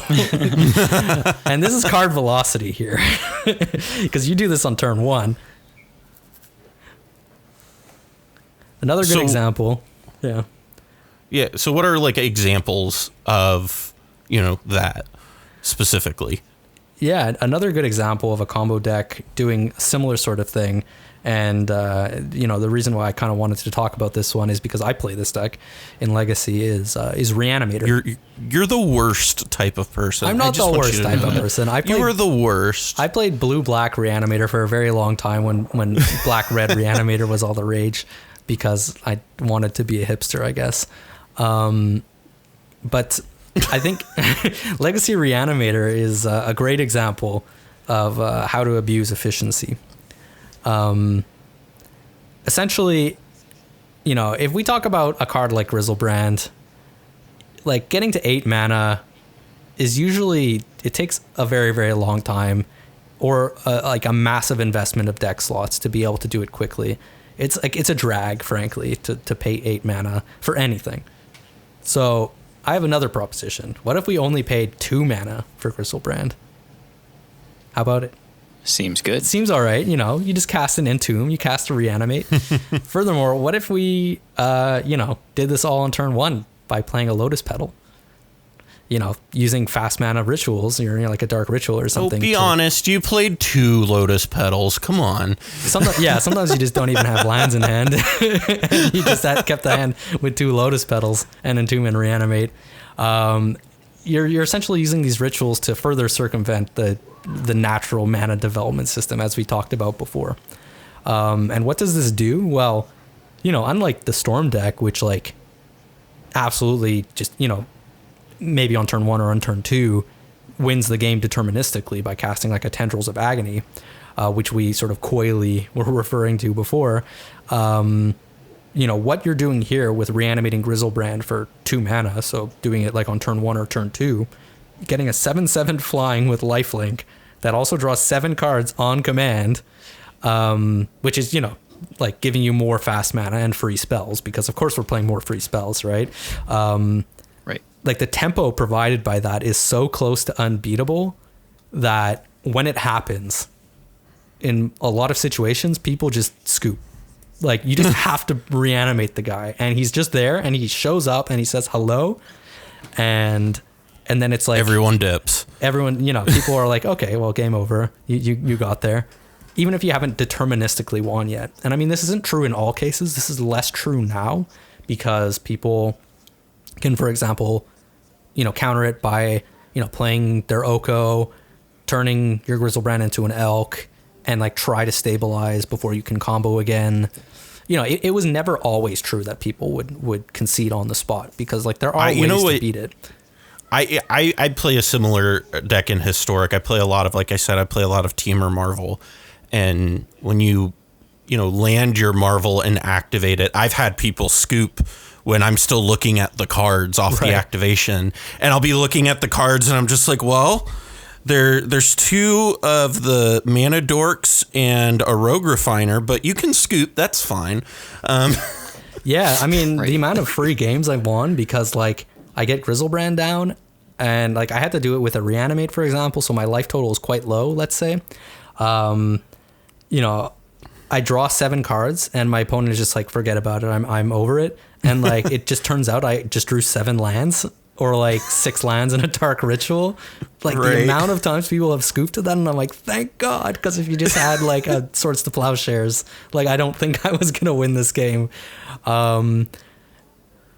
It's kind of blows my mind actually that happens sometimes. But I think those are the exception more than the rule, which is why people do often concede to it, right? This sheer advantage, this sheer tempo advantage provided by cheating the mana curve, doing something completely broken well before it's supposed to happen, Essentially getting a way more efficient Grizzlebrand, right? Because rather than putting in 8 mana and a card into our equation, we're putting in 2 mana, and I guess we're putting in 2 cards, but like whatever. That extra card is whatever, you know. That extra card is 6 mana, so like why not? That's a good ritual as far as I'm concerned. And yeah, that's it. Yeah. You know, other combo decks, when you kind of think of what they utilize, and you know, we talk about like broken mechanics, what are the things they utilize a lot are like free spells, right? Yeah, I have a great anecdote for this one. Oh, so I think it was in 2018, somebody in the Nagila Discord made a post, and it was literally, we were talking about Force of Will. We were just talking about how much we appreciate Force of Will as a card, like how good it is, you know, like, oh, you feel really safe when you're holding Force of Will. And keep in mind, this is in 2018. So this person replies, I can't wait to see Wizards of the Coast's next failed attempt at balanced free spells. And keep in mind, this was before the printing of Force of Negation, Force of Vigor, Fierce Guardianship, Deflecting Swat, Once Upon a Time, Jeweled Lotus. All of these cards have since been printed, and each of these cards, I would say, has been printed much to the consternation of Magic players. People think Force of Negation was a mistake for Legacy in particular, because it's like, why did we need more forces? You know, people like it in Modern because the power level of Modern got pushed to such an extent that the format needed more force. It needed Force of Negation. Yeah. So it's a great card to have printed in Modern Horizons, but you know, in Legacy, you know, speaking as a combo player, I'm like, ugh, like my life is so much harder because now they just have even more free interaction. So fair decks get that much stronger. You know, Force of Vigor might not seem problematic on its surface, but like people in Vintage think that card was a mistake. Right. Yeah, like Force of Vigor. To be fair, that format also has paradoxical outcome restricted too. So like their threshold for what can possibly be a mistake is much higher. Yeah, and the main reason for that, for Force of Vigor in particular in Vintage, is because it's such a clean way for some of the very, very degenerate kind of like graveyard oriented decks, like the Bazaar decks, Bazaar of Baghdad. They can just spend a card and destroy 2 of your stacks pieces that you needed to play to fight them, because those decks are inherently so strong and so consistent that you need to be playing things like Grafdigger's Cage, and you need to be playing things like Leyline of the Void to like possibly stand a chance. You know, they can just answer those very, very cleanly for no mana. So people consider Force of Vigor a mistake in Vintage. Not everyone, but I would say it's not an outlandish opinion. It's not like a super minority opinion or anything. Returning to CEDH, Fierce Guardianship, Deflecting Swat. I mean, I like these cards a lot, but I also play Nagila, so it makes sense. But you know, these are cards that push the power level of like very low casting cost commanders, push the power level of partners, like, because you know Thrasios only costs 2 mana, so like and Tymna only costs 3 mana, so like it's pretty easy to like develop those and then suddenly have more free counter magic. You know, I think that they're less problematic because we didn't have 4 Force of Wills to begin with, but you know, they certainly have changed the format unbelievably. Jeweled Lotus, right. I think, you know, if you've been around recently and you were around when that card got spoiled, you remember that everyone freaked out about that card. I don't need to to add more fuel to that fire. And I think that it has had a massive impact on the format as well in terms of making like 5 mana commanders absurdly broken and giving 4 mana and 3 mana commanders some very commanding starts that kind of make some games into non-games. And then Once Upon a Time, I think everybody knows that card was just a mistake. Like that card is just so stupid. Banned. I wish it was just banned everywhere. You know, like Oko, I wish that card could just be like stripped from the record somehow. But you know, it's not. And obviously this applies less in CEDH and it applies less in EDH, but if you follow other formats, then you realize that Once Upon a Time was such a problem. Yeah. It's important to it. I think there was some clarity of mind for that post that you were talking about, where they were talking about wizards failing to balance the free spells, because that's important. No, there's no spell that's actually free. Right. So there's always some sort of trade-off. So if it's anything that's in the Force suite, you're looking at card disadvantage in order to get the efficiency of mana. If you're looking at anything in the Pact cycle, you're getting the efficiency of mana, but you're deferring it to later, and you have to cast. You have to pay that mana the next turn.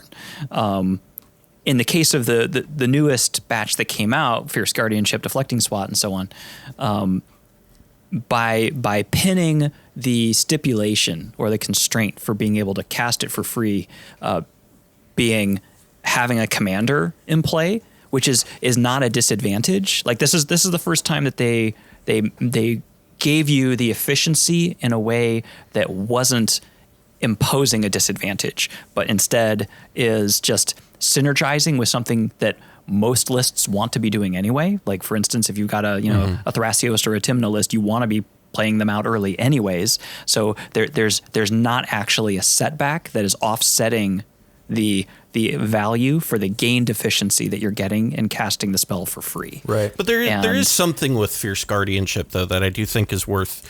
I think it is a balanced card in that it is balanced as far as all of Magic is concerned. Because you look, we were talking about like Force of Negation earlier, right? Where we were talking about how like Force of Negation was very needed in Modern. So like it being printed into Modern, it was very needed. And what they did really that I thought was very clever with Fierce Guardianship, and maybe they could have balanced it a little bit, but it will literally see no play outside of this format because it's tied to the commander. And so it's a way of pseudo balancing it in a way so that it's like, yes, it's broken in commander, but we're talking about the format where like Soul Ring's legal and Mana Crypt's legal. So like, is this the most broken thing that we're really doing there? Yeah, I agree with that. I think Jessica's a great example of that too, where that card would be so broken if it was not tied to casting commanders. Because like triple damage with Delvers, deal 9 damage. Like, thank you very much. Like, all day I will do that, but you can't play it in other formats. I think. Sorry, I was just going to say one last thing, which was if we're returning back to our equation of inputs and outputs, the problem with free spells is that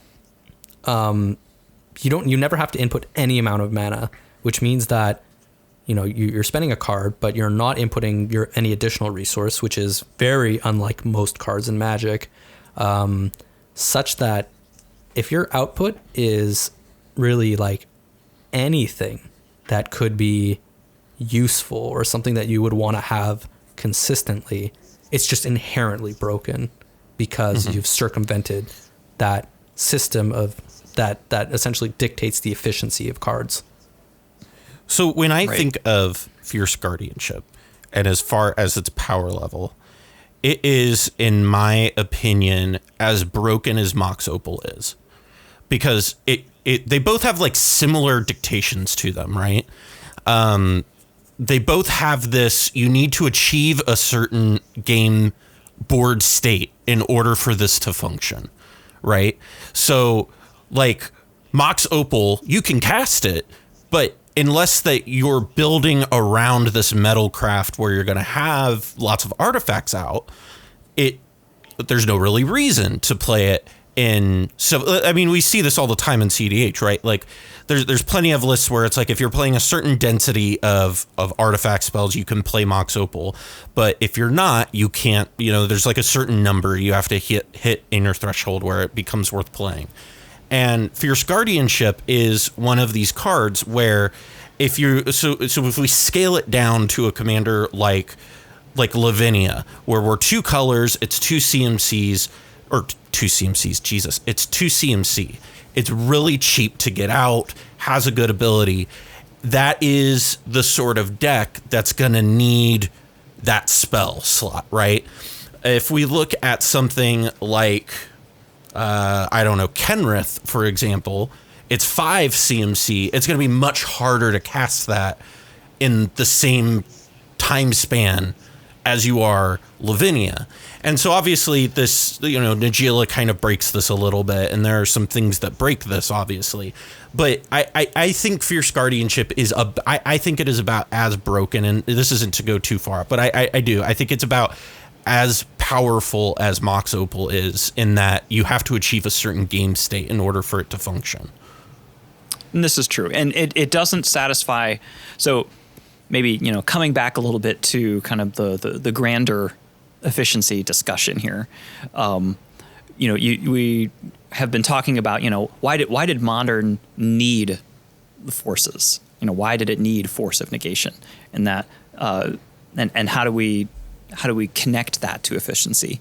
So when you have everybody operating at a tempo that is so high, where their velocity is so high that they are, potentially, doing a reanimator, reanimating, not in Modern, but, if you can reanimate Grizzlebrand on turn 1, or if you can, execute some sort of combo where, you're threatening to win on, turn 1 or 2, then in order to be able to contend with that level of efficiency, your interaction also needs to have that same level of efficiency. And thus, being able to interact for no mana investment at all is actually required in order for those formats to be balanced. So it's when the outworking of that means that or this is the explanation for the outworking of why we see what cards we do, especially in Eternal formats. So when we're looking at CEDH lists, we're going to see most of the interaction suites are going to be large. You're always going to have Force of Will. A lot of times you're going to have Force of Negation. Right. And then all of the other interaction spells are going to be 1 CMC, because you need to have your interaction be at a level that is going to be able to contend with the speed of the economy of action that every single list is going to be threatening from the very beginning. Mm-hmm. Right. Yeah. So tying those things together explicitly is worth doing. That's my point. Absolutely. And so we talked about these free spells and how they relate to efficiency. But so how does the cost? So like, are cheap spells always equal? Like, do those two things always equal each other? Do cheap spells always equal efficient spells? Or are those two things not tangentially, related? Yeah, great question. I think I used that word right. So you're right that up until now, I think we've just been extolling the virtues of cheaper spells. Like, we've just been talking about how cheap spells are great. We love cheap spells. We love free spells or hate free spells. And I think, that it's easy to grasp that like a cheap spell is inherently going to be easier to reach that sort of threshold for efficiency. When you're paying less mana, you don't need a card to be as impactful for it to be efficient, as I mentioned before. So like, there's that, but then there's also what we've been talking about in terms of tempo and like multi-spelling and stuff like that. So from the perspective of like card velocity or tempo, cheaper spells, they still also feel like way superior. And kind of like what Cobble mentioned before, when spells cost less, you don't have to worry about the vagaries of luck. You're pretty much always going to be able to cast 1 mana spells, but a 5 mana spell might give you problems.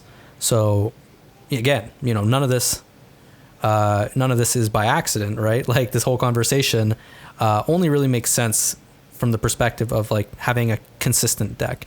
So certainly you want your spells to be efficient and a big part of that, big part of reaching consistency is making sure that you're playing more spells that you're going to be able to cast consistently. But, why would we ever play cards that cost 3 mana or more? If free spells are that much better.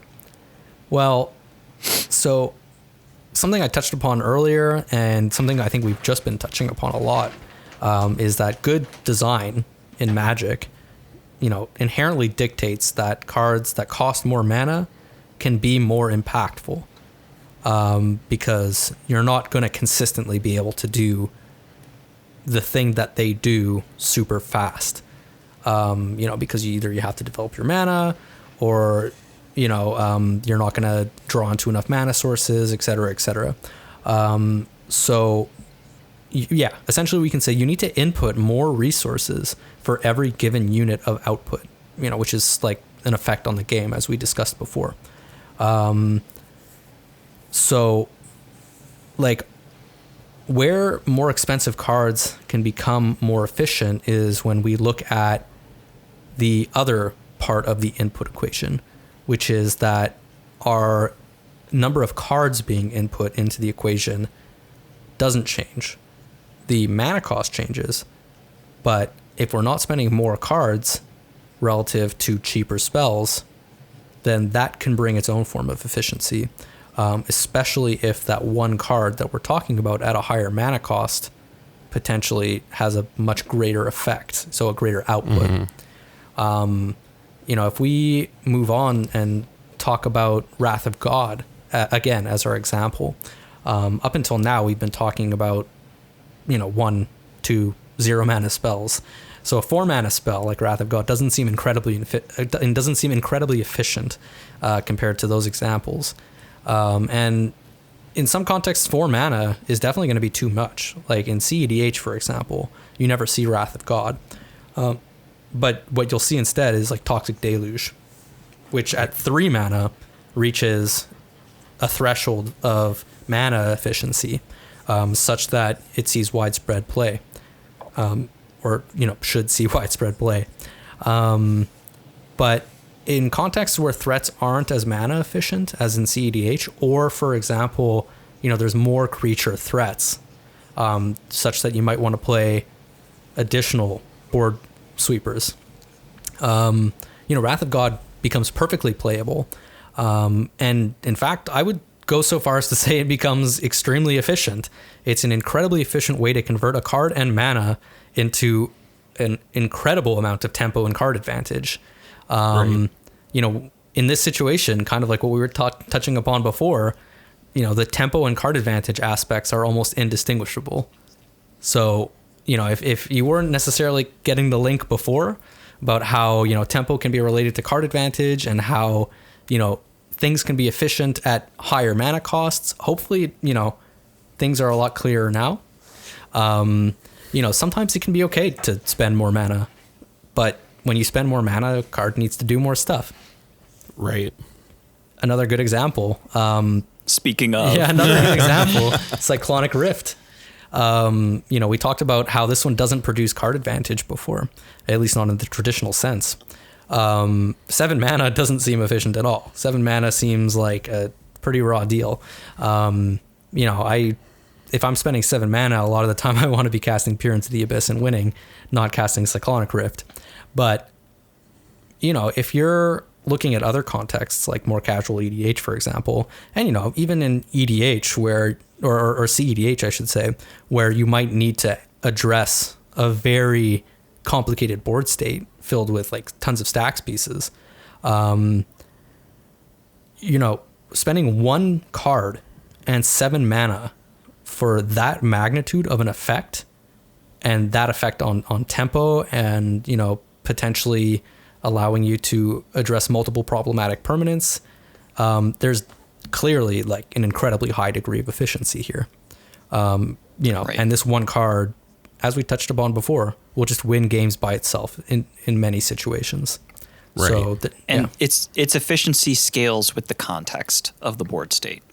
So if you are early game and, each player has, maybe 1 or 2 mana rocks out and maybe a dork or 2 or something like that, then its efficiency when compared to the same spell cast late game, like if there's, especially if there's a couple stacks players or something like that, and everyone has 20 mana worth of permanents invested into the battle, the amount of efficiency that you're getting is not static. And I think that's an important thing to understand, because a lot of times we'll look at a card and just look at the card itself and try to understand and evaluate that card's characteristics, efficiency being one of them, kind of in a vacuum without having context. Context is always important. And the contextual efficiency of Cyclonic Rift increases with the density of threats that are on the board. I think it also is important to say that Cyclonic, the relative power of Cyclonic Rift not only scales relative to that, but also to the number of players in the game. Yes, absolutely. This card is bad in 1v1, right? Like this does not see play in modern. I mean, it's modern legal. You could play this in modern. Laughs in. I don't know why you would. Well, yeah, I guess mono blue Tron. But like it's this kind of, and that's when we're talking about card evaluation, and Cobble, I think we talked about this all the way back in like the first episode, is like this card evaluation thing where, maybe it was the Into the North episode that I'm thinking of. I don't know. Very recently, I've been thinking about like this context of like how you evaluate cards along these different axes for different formats, and we'll get into that more along down the line eventually. But like especially this card, I feel like is a great example of it, right? Because we see Cyclonic Rift, and if you're really embedded into the EDH community, this card is going to bring up a lot of emotions, right? But outside of that context, it's not as powerful. And so like it goes to show how the context of the format and how those things work matters immensely. Absolutely. Well said. Agreed. So one thing that to kind of, when we're talking about like this efficiency thing, and it's kind of interesting because I'm looking at our show notes, and we're talking fighting fire with fire, and this is the fire philosophy that has been used in like card creation in R&D recently. Which, Cobble, what does fire? What does that mean exactly? I always forget what that means. I don't remember what the actual the initialism of it. What the acronym, right? The acronym actually stands for, but I mean the idea was that you're embedding basically more.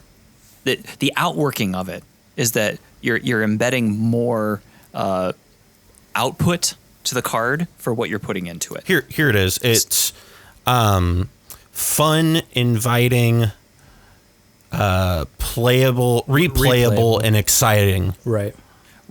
And I mean, really, none of that has anything to do. Like, none of those words to me actually contextualize what actually happens with the cards. And what I mean by that is, so when we think of fire, and we're looking at new card printings, so we're going to think of things like Veil of Summer. Okay. Uro, sure. Yeah, but Underworld Breach. But like let's look at Veil of Summer. Okay. Go ahead. In Veil of Summer, you've got a really powerful effect where you are, making it such that your spells can't be interacted with, your permanents can't be interacted with, and you draw a card. Okay.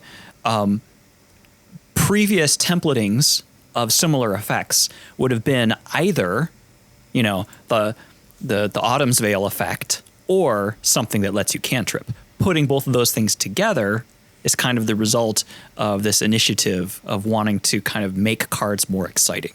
And you see it also with both Destiny Spinner and Allosaurus Shepherd, where you've got like this really powerful kind of headline ability that the card has. And then, oh yeah, it also does this other thing too, where they're kind of, just giving you more,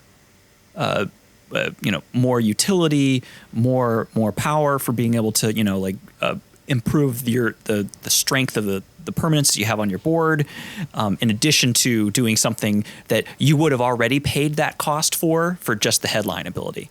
But, and what this is doing is you could say that for the output that you're getting, because remember, we're talking about in terms of what is your input and what is your output.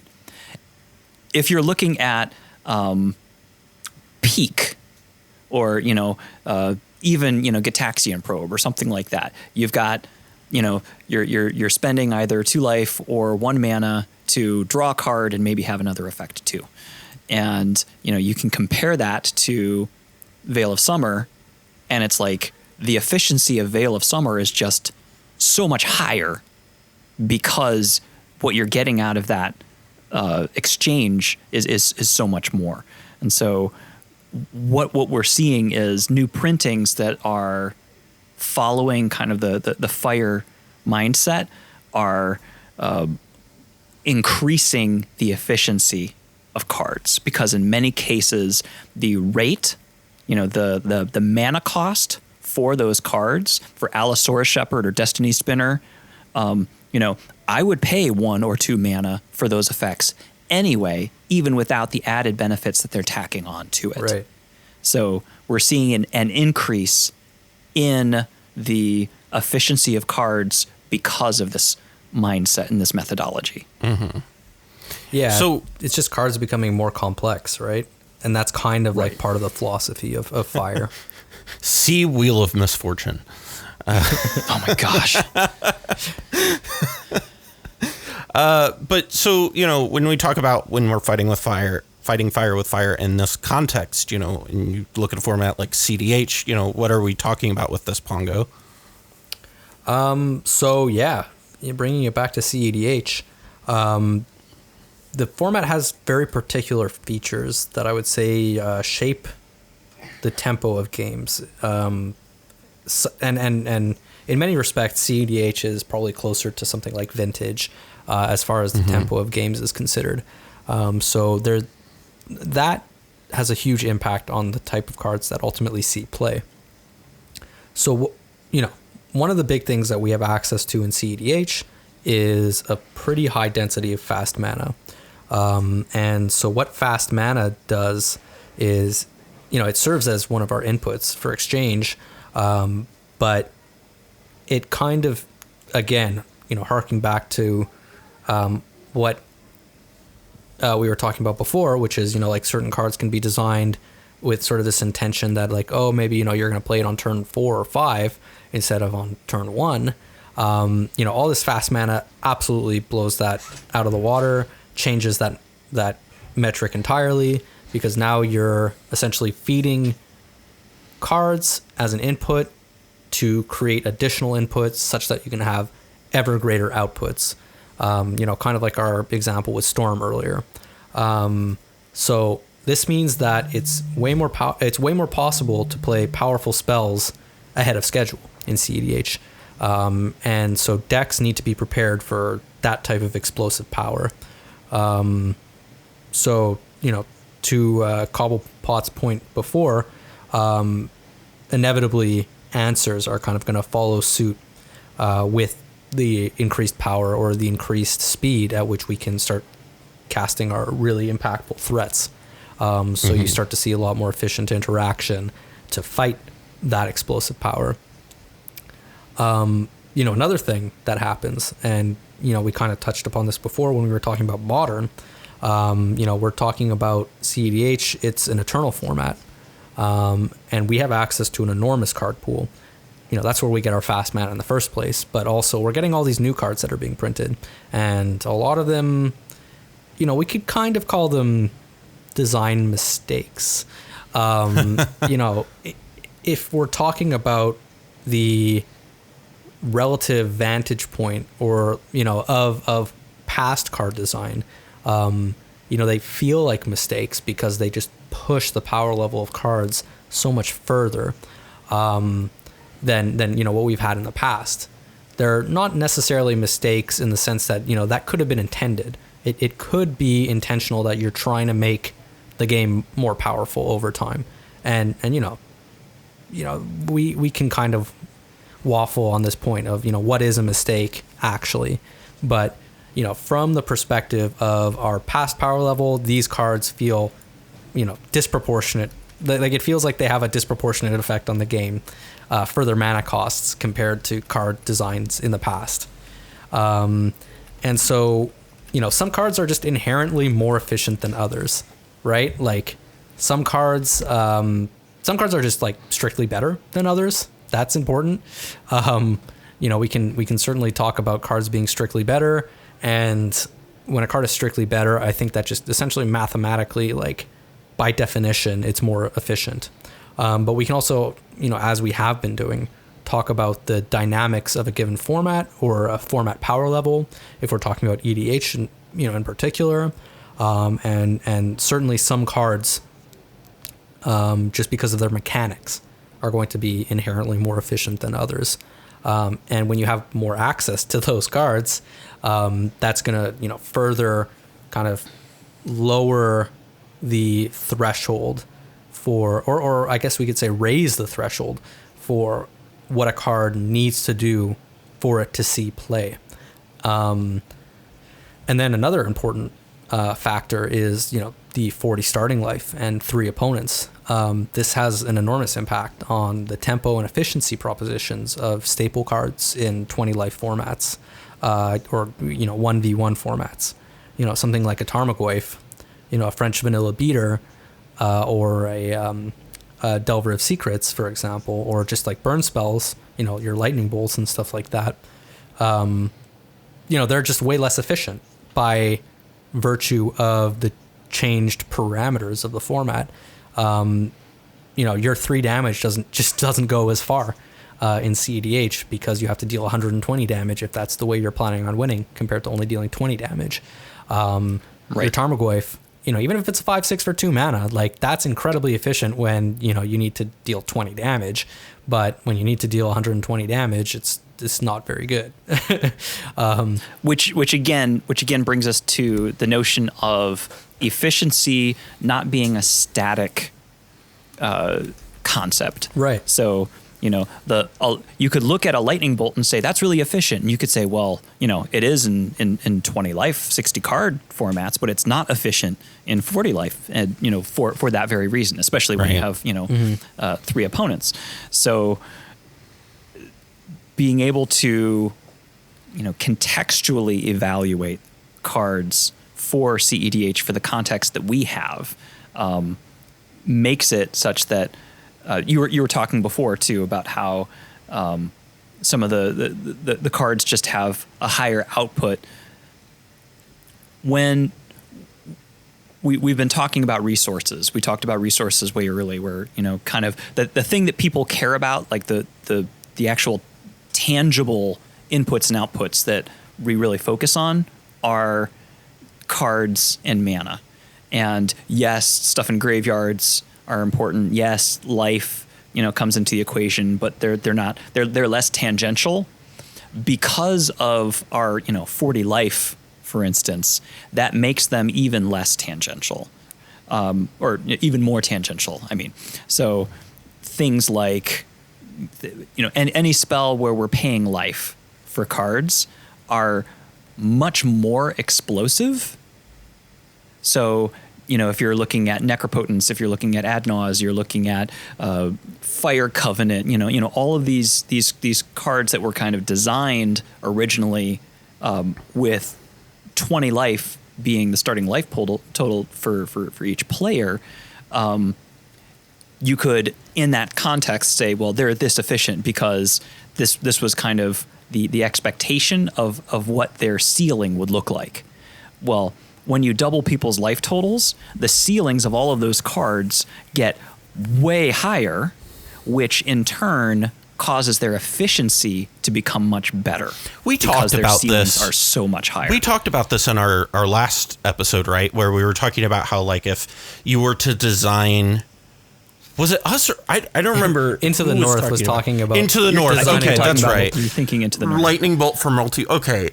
I keep right. Anyway, but these things, these are parts of the same conversation, though, especially in the terms of context, and in terms of context being not a static thing.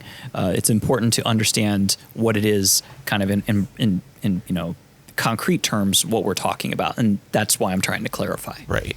Mm-hmm. Yeah, I think again, context is super, super important, and that's probably, if there's like a key message to take out of this, it's to really think about context, because it's going to help you evaluate what cards to play in CDH, but also what cards to play in other formats. What we're doing with this series is trying to come up with the grand unified theory of deck building. Not just talking about building your CEDH deck, but rethinking how you build decks such that you're going to be a better deck builder across the board. Rethinking card evaluations, rethinking all kinds of stuff, having a common framework for doing that. Again, when we're talking about just casual EDH as an example, consider the different context. There's a social contract in place when you're playing casual EDH that condemns expressly cards that simply win efficiently. I think that Coalition Victory being on the ban list, like, to some extent exemplifies that fact, right? Like, it's a card that literally just says win the game. And if we look at the ban list in EDH as kind of like, it's supposed to be not like an exhaustive ban list, but it's supposed to kind of be a guide for like what cards you shouldn't play. I guess Flash is probably a better example now that it's on the ban list. But these are cards on the ban list, and the message behind them being on the ban list is, don't play cards that, for not that much mana, all they kind of do is say win the game. It's okay if they do something, incredibly impactful and exciting, and, that kind of inevitably causes you to win the game, but don't just win the game. When you get rid of that, when you have that social contract in place, and there's like a decreased pressure imposed by the fact that people are going to just, potentially win kind of out of nowhere on the spot for not that much mana, what that does is it redefines efficiency.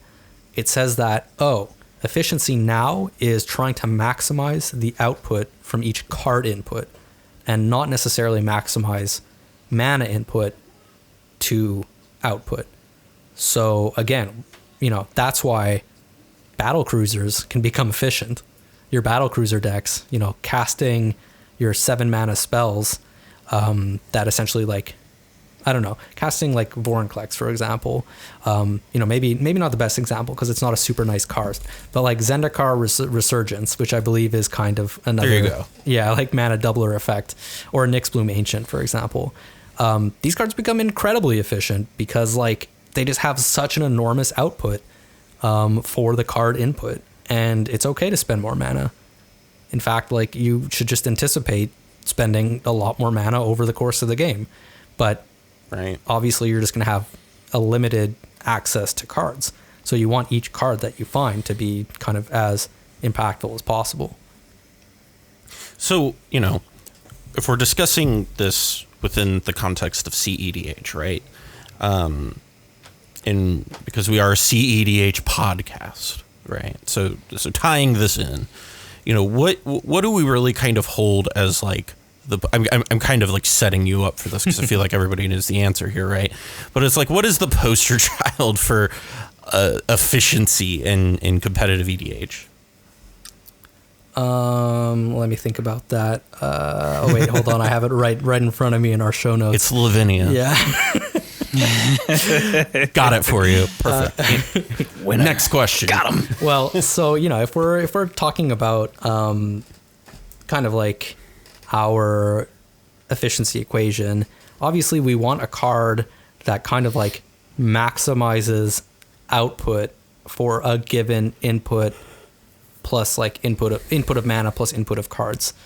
And I can think of no better card to exemplify that probably than Ad Nauseam, which is, I think in my estimation, like the poster child for efficiency in CDH. There's no card, I think, in the format that converts mana into cards at a better rate. You know, you're spending 5 mana and getting, 30 plus cards for 5 mana. And I mean, like, you could argue that, like, maybe there's one other card. Peer into the Abyss. Peer into the Abyss. But that's 2 extra mana.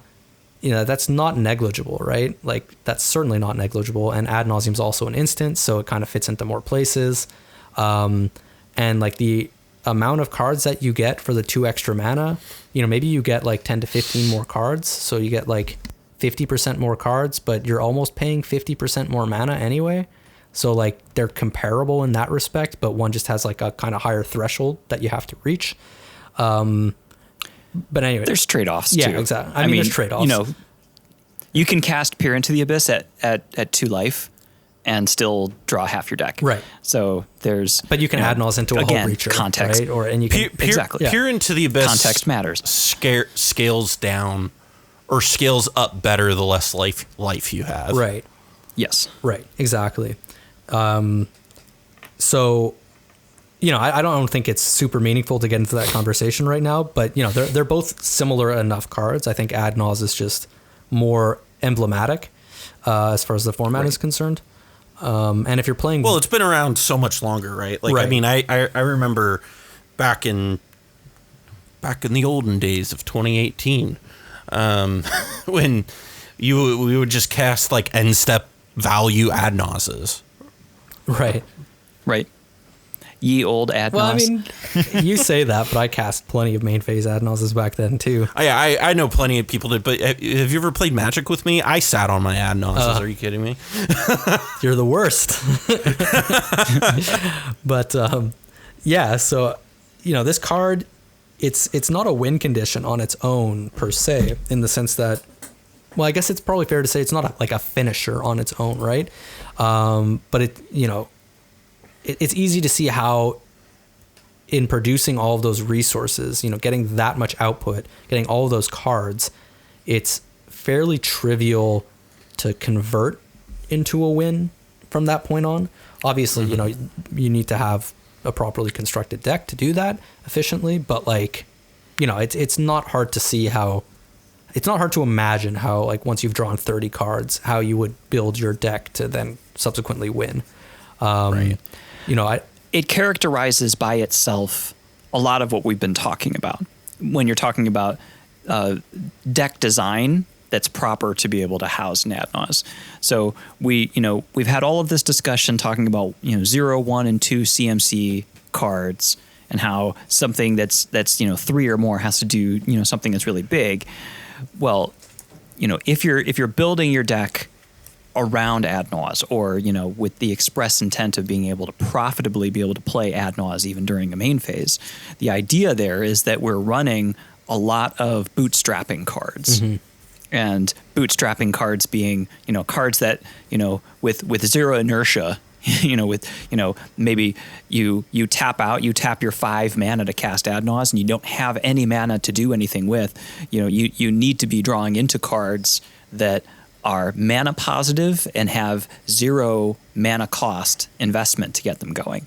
And that kind of characterizes, I think, the format as a whole to a large degree, where, we're looking, because those types of bootstrapping cards, what they do is, on the one hand side, they are allowing you to get your game off the ground extremely quickly, very explosively, in the early turns.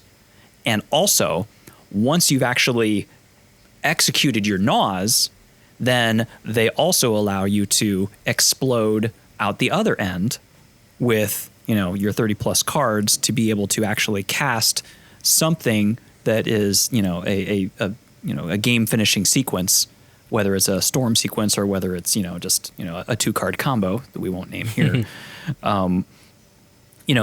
All of that exemplifies why efficiency matters in CEDH. Yeah. And I think, if we had been recording this like a year ago, maybe the poster child for efficiency would not have been Ad Nauseam, but would instead have been something like Flash plus Hulk, where the mana input is substantially lower, but it's a 2-card input to win, right? It's a different form of efficiency. Some people prefer Ad Nauseam and think it's more efficient because it's a 1-card combo.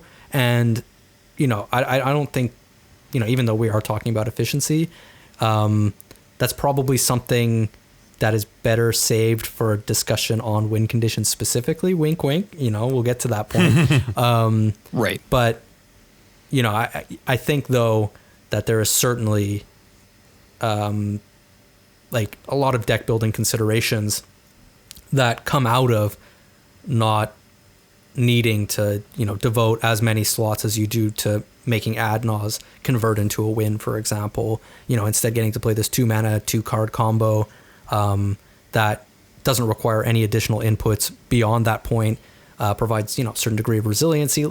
Anyway, I don't want to get into that.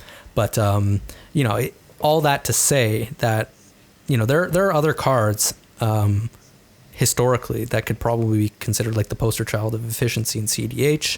And, we could talk about other cards that, to a large extent are super great examples of just how efficient cards can be in CDH. I think Underworld Breach is another fantastic example, especially when you've assembled the entire combo. But, that's kind of got the Flash issue where it's like more cards to input, but less mana. But it like kind of self-assembles in a way. It's an interesting one. Again, those are trade-offs where you're looking at, the same, you could, like we were talking about before with Force of Will. Is Force of Will an efficient card? It's like, well, yes, it's very mana efficient, but it's not card efficient. And there's, depending on context, the different kinds of efficiency are going to matter more. Right. And hopefully, all of you at home are starting to see how, eventually when we conclude this series, the episode on win conditions, which is not our next episode, but probably the one after that, all this stuff is going to kind of come to a head and finally come together, and be kind of completely, not unified, but there's going to be a sort of a capping off of the discussion, and everything will come together, I think, in a nice way once we start talking about that. Yeah. And, it's very interesting because, there's a lot of stuff that we could touch on there. One of the things that we were talking about before we went on, when we were kind of going over our show notes, was specifically like Winota and how that brings you card advantage, right? Like, she just basically like vomits her deck onto the board, right? Right. We were talking about snowballing. And that yeah. Right. And that's right. And that has to do with, action economy. And one of the things we didn't really dive into, didn't, quite feel right. We're talking about manipulating the action economy of players in the game. And, on the side of Storm, what you're doing is you're trying to make your action economy as high as possible. In the case of Tempo, you're trying to like keep yours steady while trying to,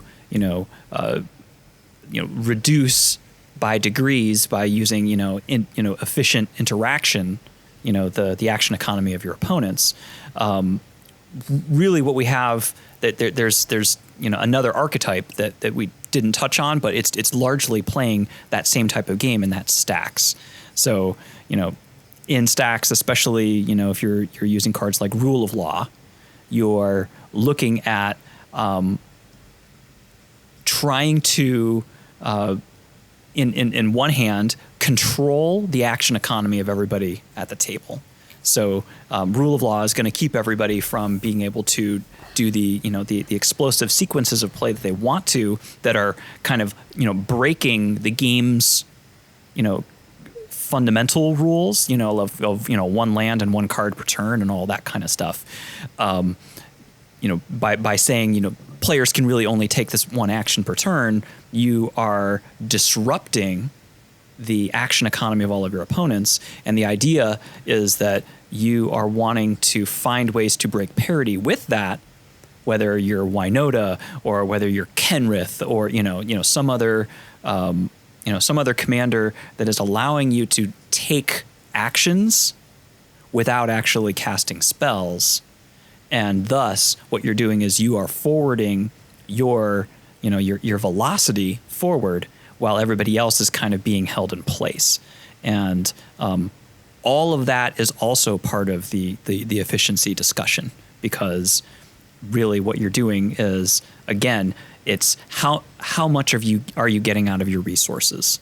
And if you're Kadama and every time you cast you put a permanent into play, you're putting another permanent into play, then your output is going to be significantly higher than the output of your opponents, especially if you're working within a stack's context. Right. So there's a whole lot more that we could discuss, but we wanted to try to keep this to a pithy 3 hours. Well, and I know we're going to be discussing some stuff about stacks here in the coming weeks, so keep an eye out for that. But here as we close things out, Pongo and Cobble, if people are finding that their decks aren't consistently doing what you want them to do, what are things that they should consider? So I guess I have one point here, and then I'll let Cobble say his piece. But one sort of bit of food for thought is: are you able, is your deck built in a way such that you're able to convert resources at an acceptable rate for the amount of impact you need to make on the game state at various points in the game? And this is an important question to ask yourself, regardless of the format that you're in. If we're talking about CEDH, then obviously, with the impact you need to make on the game state is disproportionately at kind of the beginning, early on in the early turns. But if you're talking about like something like EDH, for example, where you remove the pressure of people being able to take extremely fast wins, or even something like Standard, for example, Tybalt's Trickery notwithstanding, then, perhaps you need to also be playing cards that are providing efficiency, not just in terms of mana, but, in terms of cards as well, that are able to have a greater output for the input of cards that you're making, such that you're converting mana essentially into more board impact. So yeah, I think that, this is something to consider, and it's probably it's probably a critical thing to consider, and you need to think about the format that you're building for and the dynamics of the format that you're building for. Right. Well, I don't really have anything to tack on to that, especially if we're speaking context free, but in the context of CEDH, for sure. If you evaluate lists that are known lists, you're going to quickly see that those lists are going to have a lot of things in common, and that isn't a mistake.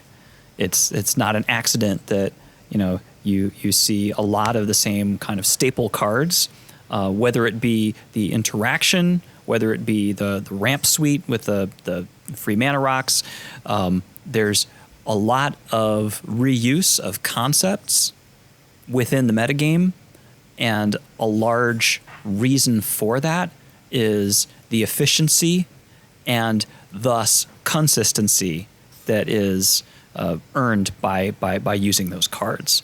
So one of the things that's kind of a balance for me, being kind of like a fringe-ish brewer, I like to try things that are maybe sometimes outside of the box of what you would expect to be kind of the typical things that people run, and lists that are have been proven and tried and true. One of those the things that you take on when you start looking at things that are outside of the box is that you potentially do you introduce variance, and you introduce possible lacks of consistency in doing that. So just kind of keeping an eye to the overall efficiency of the list is going to inextricably be linked to the consistency of that list as well. So you got to keep those things in mind. Yeah, this has been an absolute blast to really discuss this with you guys. And as we've been going through and doing these episodes, I just I saw a lot of comments where people were all across the spectrum were really enjoying what we did last time, and I hope this is just as impactful as the first piece was. But that about wraps things up here for us today. Just a quick reminder that you can follow us on Twitter at SculptyBoys, or you can find a direct link in our link tree in the description below. Want to give an extra shout out and thanks to all of our patrons who keep the lights on around here. If you too would like to become a patron, you can head on over to patreon.com/themindsculptors or check out the link in the description. Thank you again for joining us, and thank you, Pongo and Cobblepott, for putting together, all these points and really working on this episode for us. We really appreciate, as the community, everything you guys have been doing. Glad to be part of it. My pleasure. I think in our last episode, our upcoming episode will be on archetypes. So deck building with purpose, picking cards that suit the overall tempo of your game plan. So look out for that one. Yeah, absolutely. Well, from all of us here at the Mind Sculptors, I'm Callahan, and see you next time.